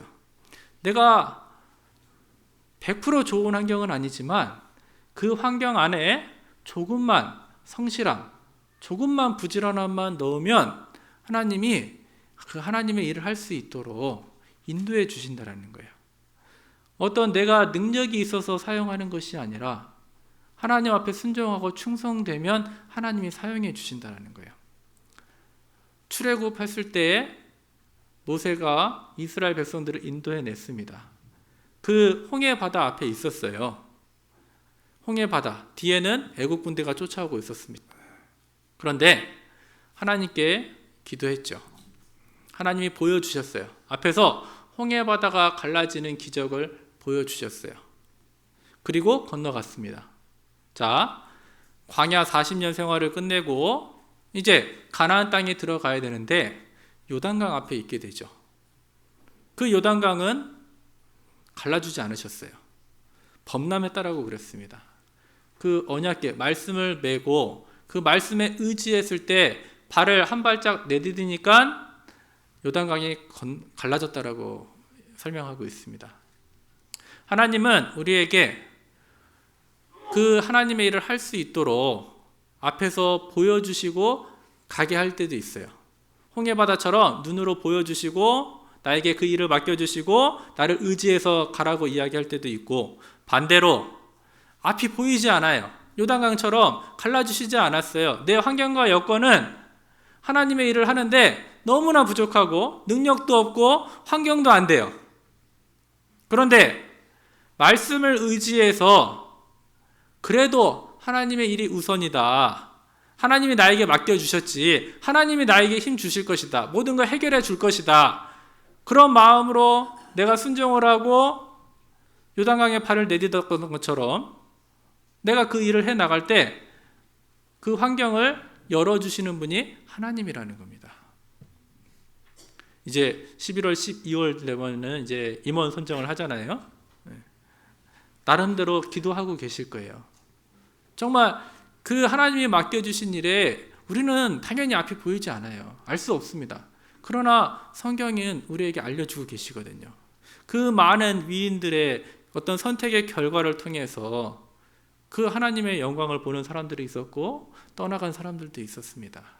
우리가 앞이 보이지는 않지만 그 하나님의 말씀을 의지했을 때 나의 모든 것을 알고 계신 분이 그 길을 열어주신다라는 거예요. 반드시 그 할 수 있는 힘도 우리에게 주신다라는 것을 생각해 볼 수가 있습니다. 예수님이 3년 반의 공생의 기간을 하셨죠. 그런데 예수님이 어느 사람을 칭찬하셨느냐? 칭찬한 사람들을 자세히 생각해 보면은요, 사복음서를 읽어보시면 절대 어떤 능력 있는 자를 칭찬하지 않으셨습니다. 또 은사 있는 자를 칭찬하지 않았어요. 왜냐? 그 모든 능력과 권세는 하나님께 있거든요. 하나님이 주신 거예요. 문화의 비유에서도 5문화를 가진 자가 5을 남겼습니다. 2개 가진 자가 2개를 남겼어요. 어떤 그 문화 자체를 칭찬하지 않았고 잘하였다 충성된 종아라고 이야기했거든요. 예수님이 어떤 사람을 칭찬하느냐? 능력 있는 자가 아니라 하나님의 말씀을 의지해서 순종하고 충성하는 자를 칭찬하셨다라는 거예요. 나에게 능력이 없다고 내가 저 사람과 비교하는 건 하나님 앞에 합당하지 않는다라는 겁니다. 내가 무엇을 구해야 될지 정확하죠. 충성, 순종입니다. 다른 사람과 비교할 필요가 없다라는 거예요. 그 능력은 하나님이 주시는 거예요. 그래서 우리에게 자기 생활에 얽매이는 자가 없다라고, 내가 충성하고 순종하면 내가 너에게 능력을 주고 힘을 줄 거다라고 성경을 기록하고 있습니다. 자, 이렇게 이야기해도 그래도 나 못하겠다, 그렇게 이야기하시는 분들도 계세요. 거기서 하나님은 뭐라고 말씀하시느냐? 에스더서를 같이 보겠습니다. 에스더 4장입니다.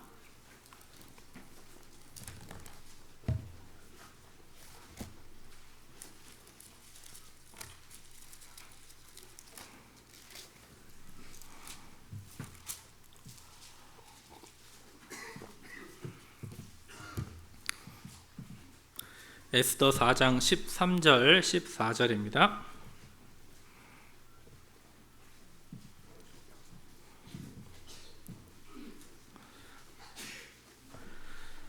구약성경 754페이지 에스더 4장 13절부터 제가 읽겠습니다. 모르드게가 그를 시켜 에스더에게 화답하되 너는 왕궁에 있으니 모든 유다인 중에 홀로 면하리라 생각지 말라. 14절은 같이 읽겠습니다. 이때에 내가 만일 잠잠하여 말이 없으면 유다인은 다른 데로 말미암아 노임과 구원을 얻으려니와 너와 내 아비 집은 멸망하리라. 내가 왕후의 위를 얻은 것이 이때를 위함이 아닌지 누가 아느냐. 자, 이 시기에 에스더가 살고 있었을 때에 그 이스라엘 이 아하스웨로 왕이 다스리고 있던 그 나라에 유대인들이 끌려와서 살고 있었습니다. 그 땅에 하만이라는 사람이 유대인들을 다 진멸하려는 이제 계획을 세우게 되죠.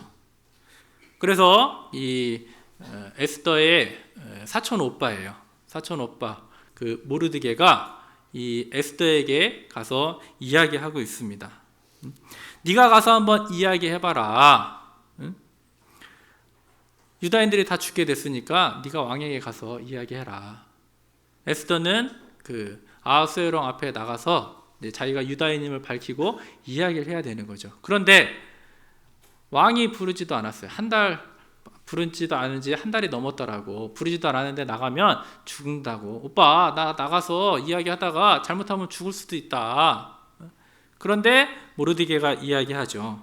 그래, 넌 왕궁에 있으니까 너는 잘 먹고 잘 살 줄 아냐. 그런 생각하지 말라. 네가 아니더라도 하나님은 반드시 우리 이스라엘 유다인들을 구원할 것이다. 그런데 너는 그 일에 쓰임받지 못하고 너와 내 가족은 멸망할 거다. 네가 왕비로 있는 것이 지금 이때를 위함인지 누가 아느냐. 그렇게 말씀하고 계시죠. 하나님이 맡겨주신 일에 내가 충성하지 않아도, 내가 그 일 하지 않아도 하나님은 반드시 다른 사람을 통해서 그 일을 이루신다라는 겁니다. 하지만 나는 그 일에 쓰임받지 못하고 하나님께 버려질 수도 있다라는 거예요. 정말 내가 하나님께 순종할 수 있는 기회를 얻는다라는 것은 대단한 축복이라고 생각할 수가 있습니다.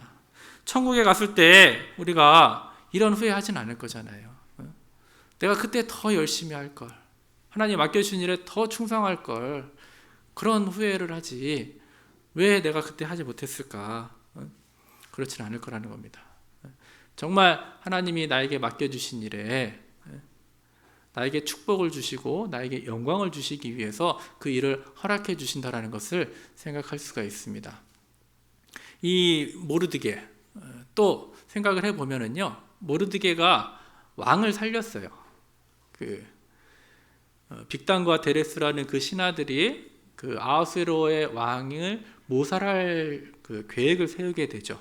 그런데 모르드게가 그 사실을 듣게 되고 에스더를 통해서 왕에게 고하게 됩니다. 그래서 아하수에로 왕이 그 죽음에서 벗어나게 돼요. 자, 모르드게가 무슨 생각을 했을까? 모르드게가 이제 그 모살할 계획을 세우고 그 왕에게 알렸어요. 그날 밤에, 야, 내가 이제 왕을 살렸어. 왕이 나를 분명히 부를 거야. 내일 큰 상으로 갚아주겠지. 아마 그런 생각을 하지 않았을까요? 그런데 다음날 아무런 일이 없이 그냥 지나가 버려요. 언제 그 일이 드러났느냐? 하만을 통해서 이제 유다를 다 진멸하려고 하는 그 계획 세우기 하루 전날 그 왕이 잠이 오지 않아서 궁중일기를 보게 되잖아요. 모르드게가 날 살려줬는데 그에게 무슨 상을 준 것이 있느냐? 없습니다. 그 일로 인해서 유다인 전체가 살아나게 됩니다. 하나님의 하시는 일이 그렇다라는 거예요. 우리가 어떤 직분을 맡겨주고 그리스도의 군사로서 충성할 수 있는 이유가 뭐냐? 만약 그 하만이 살렸을 때에 그 왕이 상급을 줬다라면 개인의 상급으로 끝날 수밖에 없었어요. 그런데 그때 당장 상급을 주지 않고 반드시 갚아주셔요. 언제일지 우리가 알 수는 없어요. 그런데 그 갚아주심이 개인의 상급으로 끝날 뻔했던 것이 민족 전체를 살렸다라는 거죠. 하나님의 초월 통치라는 것을 알 수가 있습니다. 지금 당장은 내가 앞이 보이지 않고 하나님의 일에 순종은 하지만 또 선한 일로 하나님이 불러주심에 나는 선한 마음으로 그 일에 했습니다. 그런데 때로는 오해를 받을 수도 있어요. 교회 안에서도 오해를 받아요. 나는 하나님을 생각하고 그 말씀을 의지해서 이렇게 했는데 왜 나에게 이런 일이 있지? 그러면 개인적인 생각은 내가 다시는 하나 봐라. 그런 생각을 갖게 되죠. 그런데 그 하나님은 다 계산하고 계신다라는 거예요. 모르드게의 선행을 유다인을 살리는데 이렇게 드러냈던 것처럼 우리의 선행도 결국 하나님 앞에 가면 다 드러낸다라는 것을 알 수가 있습니다. 그래서 내가 그리스도의 군사로 충성할 수 있다라는 거예요. 그 말씀에 의지했을 때 정말 우리가 어떠한 마음 자세로 이 신앙생활을 하고 또 전도를 하고 또 교회 일을 해야 되는지를 생각을 해볼 수가 있습니다. 이 전도의 기회가 주어지고 어떤 봉사의 기회가 나에게 주어진다라는 것은 하나님의 축복이고 영광이라는 겁니다. 천국에 가면 내가 수고했던 그 모든 것들이 다 드러내고 나에게 상급으로 채워주신다는 것을 생각할 수가 있습니다. 그리고 이 하나님의 말씀에 내가 핑계대지 않고 또 순종하는 모습, 그 일에 대해서 갚아주신다라고 생각할 수가 있습니다. 그래서 군인은 핑계대는 자가 없다. 그리고 다시 본문 말씀 2장 4절입니다.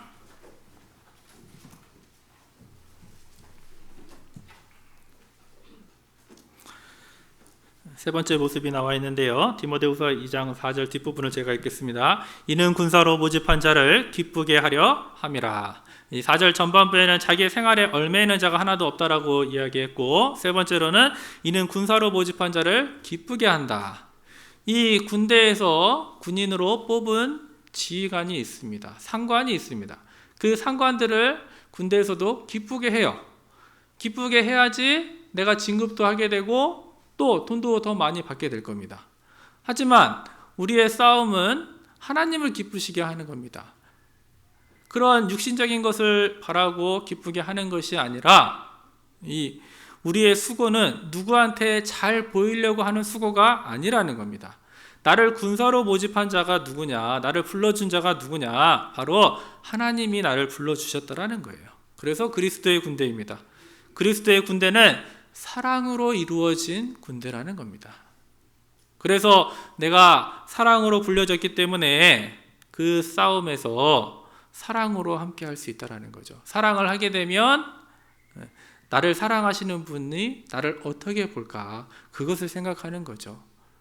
사람을 보고 신앙생활을 하는 것이 아니라 내가 그 사람을 사랑하기 때문에, 그 영혼을 사랑하고 하나님을 사랑하기 때문에 내가 더 희생하는 것이고, 내가 더 애를 쓰고 그보다 더 낮은 마음에서 섬겨준다라는 겁니다.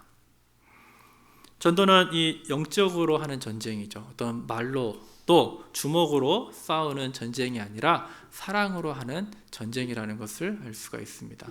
연애하는 사람들 이야기를 들어보면 너무나 잘 쉽게 이해가 가죠. 어떤 이제 남녀가 사랑을 하게 됩니다. 밤에 11시가 넘고 12시가 넘어서 아가씨가 잠을 자려고 이제 씻고 누웠어요. 그런데 사랑하는 사람한테 전화가 와요. 난데 너무 늦었지, 보고 싶은데. 그러면 그 아가씨가 뭐라 그럴까요? 늦긴 뭐가 늦어요. 당장 나가겠다고. 사랑이 있으면 그런 마음이 생깁니다. 그런데 사랑하지 않는 남자한테서 밤에 12시가 다 됐는데 전화가 와요. 난데 보고 싶은데, 그러면 아가씨가 뭐라 그럴까요? 미쳤어요, 지금이 몇 시냐고. 전화 다시는 하지 말라고. 사랑이 있고 없고에 따라서 많은 차이가 나게 된다는 거죠. 하나님이 우리에게 사랑을 주셨어요. 그 사랑을 전하라고. 나에게 그 사랑이 언제 정말 마음에 가득했을까 한번 생각해 보게 되죠. 하나님도 내가 하나님을 섬기고 정말 그 사랑했던, 그 사랑에 받던 시기를 너무나도 기뻐한다라고 이야기하고 있어요. 우리가 처음 구원받았을 때, 그때는 무엇이든지 하나님 맡겨주시기만 하면은 정말 저는 부족하지만, 제가 잘나서 한다라고 하진 않잖아요. 부족하지만 하나님이 명령하셨기 때문에 제가 그 일에 순종하겠습니다. 그런 마음으로 나간다라는 거죠. 내가 그 처음의 사랑이 그대로 남아있느냐, 시간이 지났는데 아니면 식어져 가는지 한번 생각해 봐야 된다는 겁니다. 에레미야 2장을 찾아보겠습니다.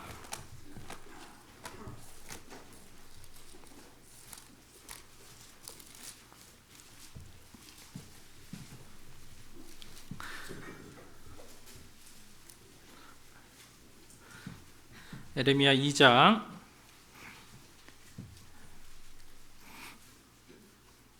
하나님이 우리를 기뻐하시는 어떤 신앙에 대해서 에레미야서에 기록을 해 두셨는데요. 제가 2장 1절부터 잠깐 읽도록 하겠습니다. 여호와의 말씀이 내게 임하니라. 이르시되 가서 예루살렘 거민의 귀에 외쳐 말할지니라.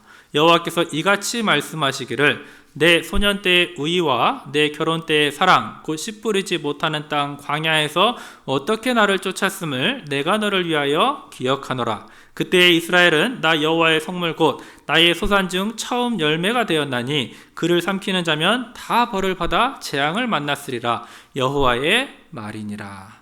자, 범죄하는 이스라엘 백성들에게 에레미야가 가서 네가 이야기 좀 해라. 그 이스라엘 백성들에게 에레미야를 통해서 가서 이야기하라고 지금 말씀하셨습니다. 무엇을 이야기하느냐? 가서 예루살렘 거민의 귀에 외쳐 말할지어다. 여호와께서 이같이 말씀하시기를 내 소년 때의 우의. 자, 소년 때의 우의라는 것은 어떤 영적으로 순수했던 그 신앙을 가진 때를 이야기를 하죠. 우리가 처음 구원받았을 때 그 첫사랑에 그 구원받았을 때를 하나님도 기뻐하신다라고 말씀하고 있는 거예요. 또 어떤 소년 때의 우의와 내 결혼 때의 사랑, 주님을 만난 그 첫사랑, 그 열정, 담대함을 가지고 어떤 신앙생활을 했던 초창기의 모습. 자, 구원받고 결혼을 하고 이제 신혼 부부들이 물론 싸우기도 많이 싸워요. 그런데 어려운 일이 있으면 그래도 같이 힘을 합쳐서 이겨나가려고 한다라는 거죠. 마찬가지로 우리가 하나님 앞에 그 사랑을 깨닫고 구원받았을 때는 너무나 감사한 마음이 있어요. 그리고 무엇이든지 보답하고자 하는 마음이 있다라는 겁니다. 이스라엘도 그 광야에서 어쨌든 불순종하기도 했지만 광야를 지나고 요단강을 건넜을 때 하나님의 말씀을 의지해서 건넜습니다. 그 사람들의 능력으로 건너지 않았다라는 거예요. 또 요단강을 건넌 후에 이제 여리고성을 점령을 해야 됐죠. 하나님께서 명령하셨습니다. 13바퀴를 돌아라. 하루에 한 바퀴씩, 마지막 날 7바퀴 돌으라고 말씀하셨죠. 어떤 그들의 능력으로, 사람의 생각으로는 어떻게 저게 무너지느냐. 그런데 하나님의 말씀에 의지하니까 그 여리고성, 단단한 여리고성이 무너졌다라는 겁니다. 7년간의 그 가나안 땅 전쟁, 마찬가지로 하나님께 물었고 하나님을 의지해서 했기 때문에 점령할 수 있었다라는 거예요. 하나님이 그때의 이스라엘의 신앙을 생각을 하면 내가 너를 위하여 기억하노라. 너무나 기뻐하시는 거예요. 나를 의지하라고. 우리에게도 말씀하고 계십니다. 너희가 처음 받았던 그 구원의 첫사랑을 기억하고 그것이 계속해서 더욱 커져가기를 원하시고 계세요. 저희 담임 목사님이 어떤 지금의 시대를 설렘의 시대라고 말씀하셨습니다. 무슨 말이냐? 살아서 하나님을 만날 수 있는 시대에 우리가 살고 있다라는 거예요. 언제일지는 모르지만 가까웠다라는 것은 우리가 계속 느끼면서 살고 있거든요. 자, 그렇다면 내가 그 구원받은 그 첫사랑, 그 느낌을 다시 한번 하나님 앞에서 열심을 내보지 못하고 하나님을 만날 수도 있다라는 겁니다. 나에게 맡겨주신 이 2019년, 또 다가오는 2020년, 정말 주님이 오실 날이 멀지 않았다라면 내가 그 하나님을, 주님을 영접할 그 마음을 가지고, 어떠한 마음을 가지고 지금 이 시대를 살아가고 있는지, 하나님은 그 첫사랑, 그것을 내가 너를 위해서 기억한다, 나를 위해서 다시 한 번만 열심을 내줄 수 없겠느냐라고 말씀하고 계세요. 우리에게 많은 걸 요구하는 게 아니거든요. 우리가 하지 못하는 걸 요구하는 게 아니라는 거죠. 이미 해봤던 그 신앙의 때로 다시 돌아가 보라고, 그 열심을 내서 나를 섬겨달라고 우리에게 말씀하고 있습니다. 그리스도의 군사로서 내 모습이 어떻게 갖추어져 있는지, 고난을 달게 받아야 된다. 또 자기 생활에 얽매이는 자가 없다. 또 나를 기쁘시게, 하나님을 기쁘시게 하는 그 신앙의 모습, 지금 우리에게 요구하고 계십니다. 또 우리를 사용하셔서 우리를 쓰임받기를, 우리가 더욱 하나님께 쓰임받기를 원하고 계신다라는 거예요. 그 훈련을 통해서 하나님이 우리를 변화시켜 주시고 또 계속해서 그리스도의 일꾼으로 우리를 만들어 주신다라는 겁니다. 디모데전서 4장 7절을 찾겠습니다.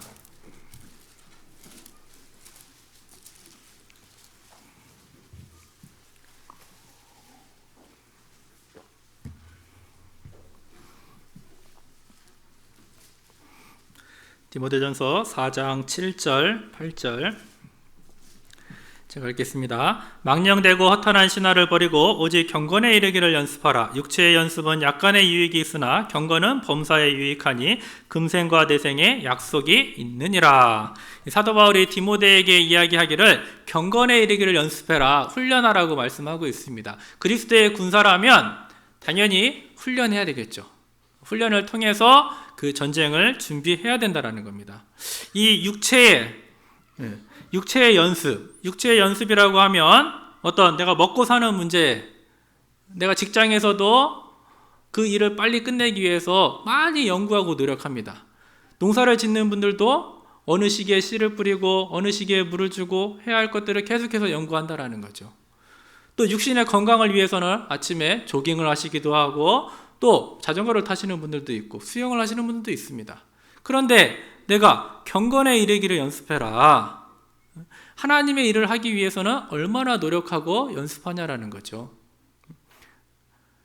정말 내 모든 환경 가운데에서 그 모든 환경을 허락해 주신 하나님을 위해서 그 일을 위해서 경건에 이르기를 연습해야 된다라고. 말씀 생활, 기도 생활, 또 전도하는 거, 봉사하는 거 계속해서 연습해야 된다라고 이야기하고 있습니다. 우리가 우리 대한민국 군대가 지금 전쟁이 없기 때문에 계속 훈련을 받는 것처럼 이 신앙생활 가운데에서 교회 가운데에서 계속해서 훈련을 받아야 된다라는 것을, 그리고 계속해서 내가 하나님께 쓰임 받기 위해서 나의 모난 부분들이 깎여져 나가야 된다라는 것을 생각해 볼 수가 있습니다. 그리고 마지막으로 디모데전서 뒤에 4장 15절 같이 읽겠습니다. 이 모든 일에 전심전력하여 너의 진보를 모든 사람에게 나타나게 하라. 자, 훈련은 반드시 진보가 있어야 된다라고 말씀하고 있습니다. 발전해 나가야 된다라는 거죠. 우리가 구원받고 10년, 20년 지나다 보면 가끔은 좀 느슨해질 수 있어요. 나 할 만큼 다 했어. 나 찬양대도 해보고 교회 학교도 해보고 모든 봉사 다 해봤어. 그러면서 조금은 뒤로 빠지고 싶은 마음도 있습니다. 그러나 하나님은 더 계속해서 진보, 발전해 나가야 된다라고 이야기하고 있습니다. 신앙은 진보 아니면 퇴보라고 말씀하셨습니다. 그리고 전심전력, 전쟁을 혼자 하는 게 아니라는 겁니다. 함께 했을 때, 마귀가 가장 두려워하는 것이 우리가 하나 된 것을 가장 두려워한다라고 이야기했습니다. 그래서 각자 맡겨진 위치에서 직접 모시고 오는 사람도 있을 것이고 봉사하는 사람들도 있을 것이고 주차 봉사하시는 분, 각자 지체가 그 안에서 하나님 앞에 충성되이 했을 때 하나님의 역사가 나타난다라는 것을 생각을 해볼 수가 있습니다. 전도는 정말 그 영혼을 건지는 마귀와 싸우는 영적 전쟁이라고 생각해 볼 수가 있습니다. 우리가 주님의 일에 참여할 때 또 그 하나님의 은혜를 더욱더 깨닫게 도와주시고 하나님의 군사로서 우리를 훈련하게 만들어 가주신다는 것을 생각할 수가 있을 것 같습니다. 여기까지 말씀드리고 같이 기도하겠습니다. 사랑과 은혜가 풍성하신 아버지 하나님 감사합니다. 저희들 세상에서 구별하여 주시고 또 그리스도의 군사로 또 삼아 주셔서 하나님의 일을 맡겨 주시고 그 일을 할 수 있도록 인도해 주심에 감사드립니다. 항상 저희들이 주님의 받은 그 사랑을 더욱더 깨우치며 그 안에서 주님이 주시는 힘으로 주님이 맡겨주신 그 모든 일을 감당할 수 있기를 원합니다. 육신적인 것을 버리고 오직 주님만 바라보며 말씀 안에 거하여 주님의 일을 이루어 나갈 수 있도록, 또한 저희들이 더욱더 하나된 모습으로 주님을 섬기며 이 양주 지역에 복음을 전하는데 크게 저희들을 사용하여 주시옵소서. 오늘 모든 시간 함께해 주심에 감사드리며 저희를 사랑하시는 고마우신 예수님 이름으로 감사하며 기도드렸습니다. 아멘. 찬송가 390장 함께 찬송하겠습니다.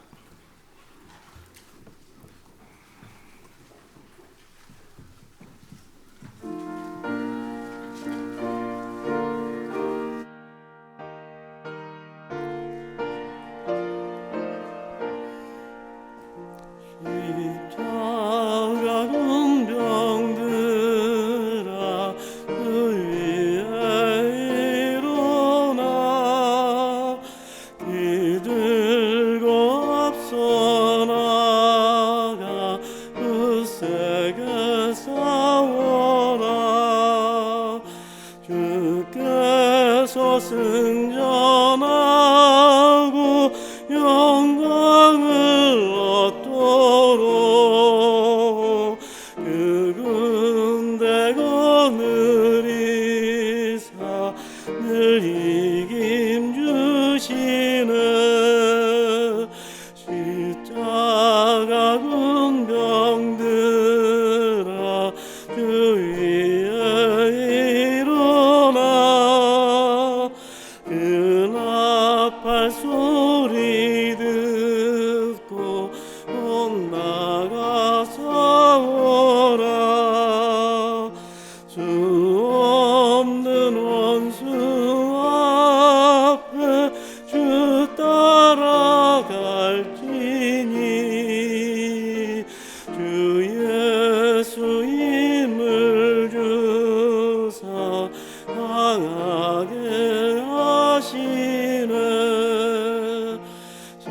십자가 군병들아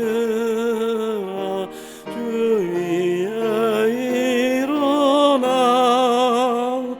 너희 힘이 부족하니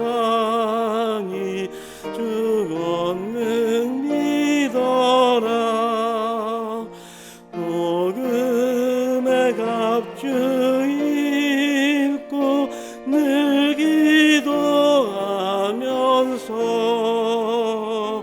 너 맡은 자리에서 충성을 다하리 십자가 군병들아 주위에 일어나 이 날에 접전하고 곧개가 부르리 승전한 군사들은 영생을 얻으리요 영광의 주와 함께 왕노릇하리라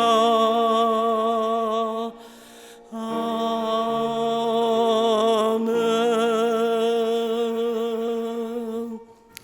광고 있겠습니다.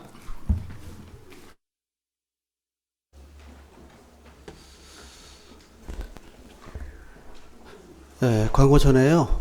3, 4교구 연합 전도 집회 홍보 영상을 시청을 하시겠습니다. 소요 시간은 약 3분 정도가 됩니다.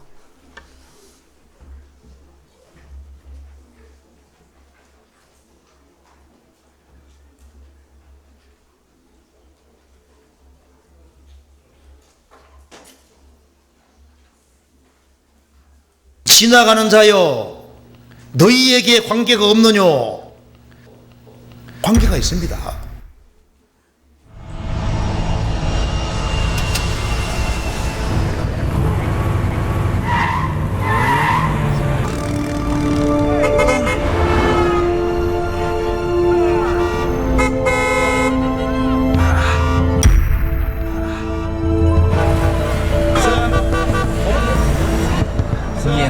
Open the window, please.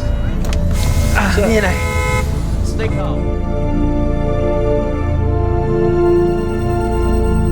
Nothing in your lenses, nothing in the retina. Hey, smart. It's okay. Everything's fine. 우리 앞에 무수히 많은 사람들이 지나다니고 있습니다. 자, 누가 물 떠내려갈 때 그걸 보고 지나가는 자는 그 사람과 관계 있습니까 없습니까? 지나가는 자여 너희에게 관계가 없느뇨? 관계가 있습니다. 소경이 벼락을 향해서 걷고 있으면은 죽는 게 확실할 때 그걸 보고 지나가는 자는 그 사람과 관계가 있어요. 벼랑이라고 소리를 질러야 되는 겁니다. 그렇잖아요. 우리 앞에 무수히 많은 사람들이 영원한 지옥으로 달려가고 있는데 지나가는 성도여 너희들이 스치고 지나가는 사람들이 너희와 관계가 없느뇨? 그들이 영원한 멸망으로 달려가는데 나와 관계 없냐 그 말입니다.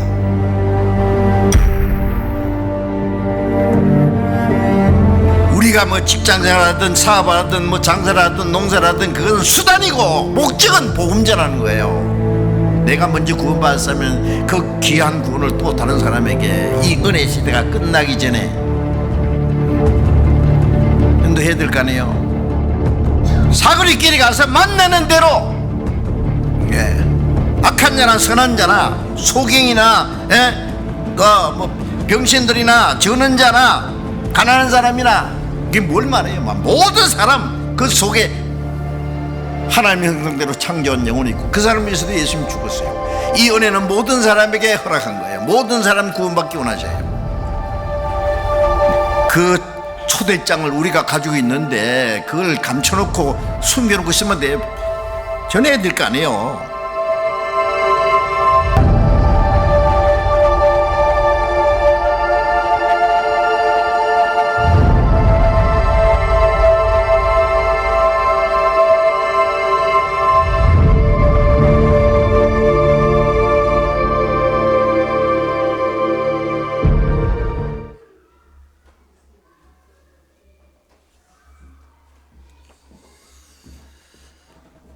네, 광고 드리겠습니다. 중고등부 주말 전도 집회가 지난 금요일부터 오늘까지 진행이 됩니다. 6명의 그 학생들이 새로운 학생들이 말씀을 듣고 있습니다. 그 학생들 끝까지 말씀 잘 듣고 구원함을 얻을 수 있도록 기도해 주시기 바랍니다. 그리고 3, 4교구 연합 전도 집회가 25일부터 한 주간 진행이 됩니다. 소식지 뒤편에 보면 기도 부탁자 명단이 있으니까요. 보고 기도해 주시고요. 그리고 말씀을 전하실 박윤범 목사님을 위해서도 기도해 주시기 바랍니다. 주간 일정 안내해 드리겠습니다. 화요일 날은 어머니 원래회하고 42구역 고용 모임 있습니다. 교회 소식입니다. 교회 김장 단극이 봉사가 15일, 16일 날 있습니다. 그래서 누구나 다 참여하실 수 있으니까요. 오셔서 봉사에 참여해 주시면 좋겠습니다. 그 청년 임원 수련회가 11월 22일 날 원주 교회당에서 있습니다. 서적부에서는 내년도 달력 성도 수첩 생명의 빛 구독권을 신청을 받고 있습니다. 구역장님을 통해서 신청하시기 바랍니다. 성도 소식입니다. 어머니의 조은영 자매님 그리고 봉사회 김재영 형제님이 교통사고로 경희 소나무 병원에 입원 가려 중에 있습니다. 쾌유할 수 있도록 기도해 주시기 바랍니다. 박경수 목사님은 오늘까지 구미교회 전도집회 말씀을 전하고 계십니다. 그리고 그 어머니에서 현재 그 새우젓을 판매를 하고 있습니다. 한 통에 25,000원씩인데요. 수익금 전액은 그 헌금으로 교회 일에 쓰여지게 됩니다. 많이 이용해 주시기 바랍니다. 금일 모임 안내 드리겠습니다. 1시 반에 이 자리에서 모두회가 있습니다. 그리고 3시에는 봉사부서 모임과 구역장 모임이 있습니다. 모든 모임 끝난 다음에 부서별 회별 청소 깨끗이 하시고 귀가하시면 되겠습니다. 식사 맛있게 하십시오.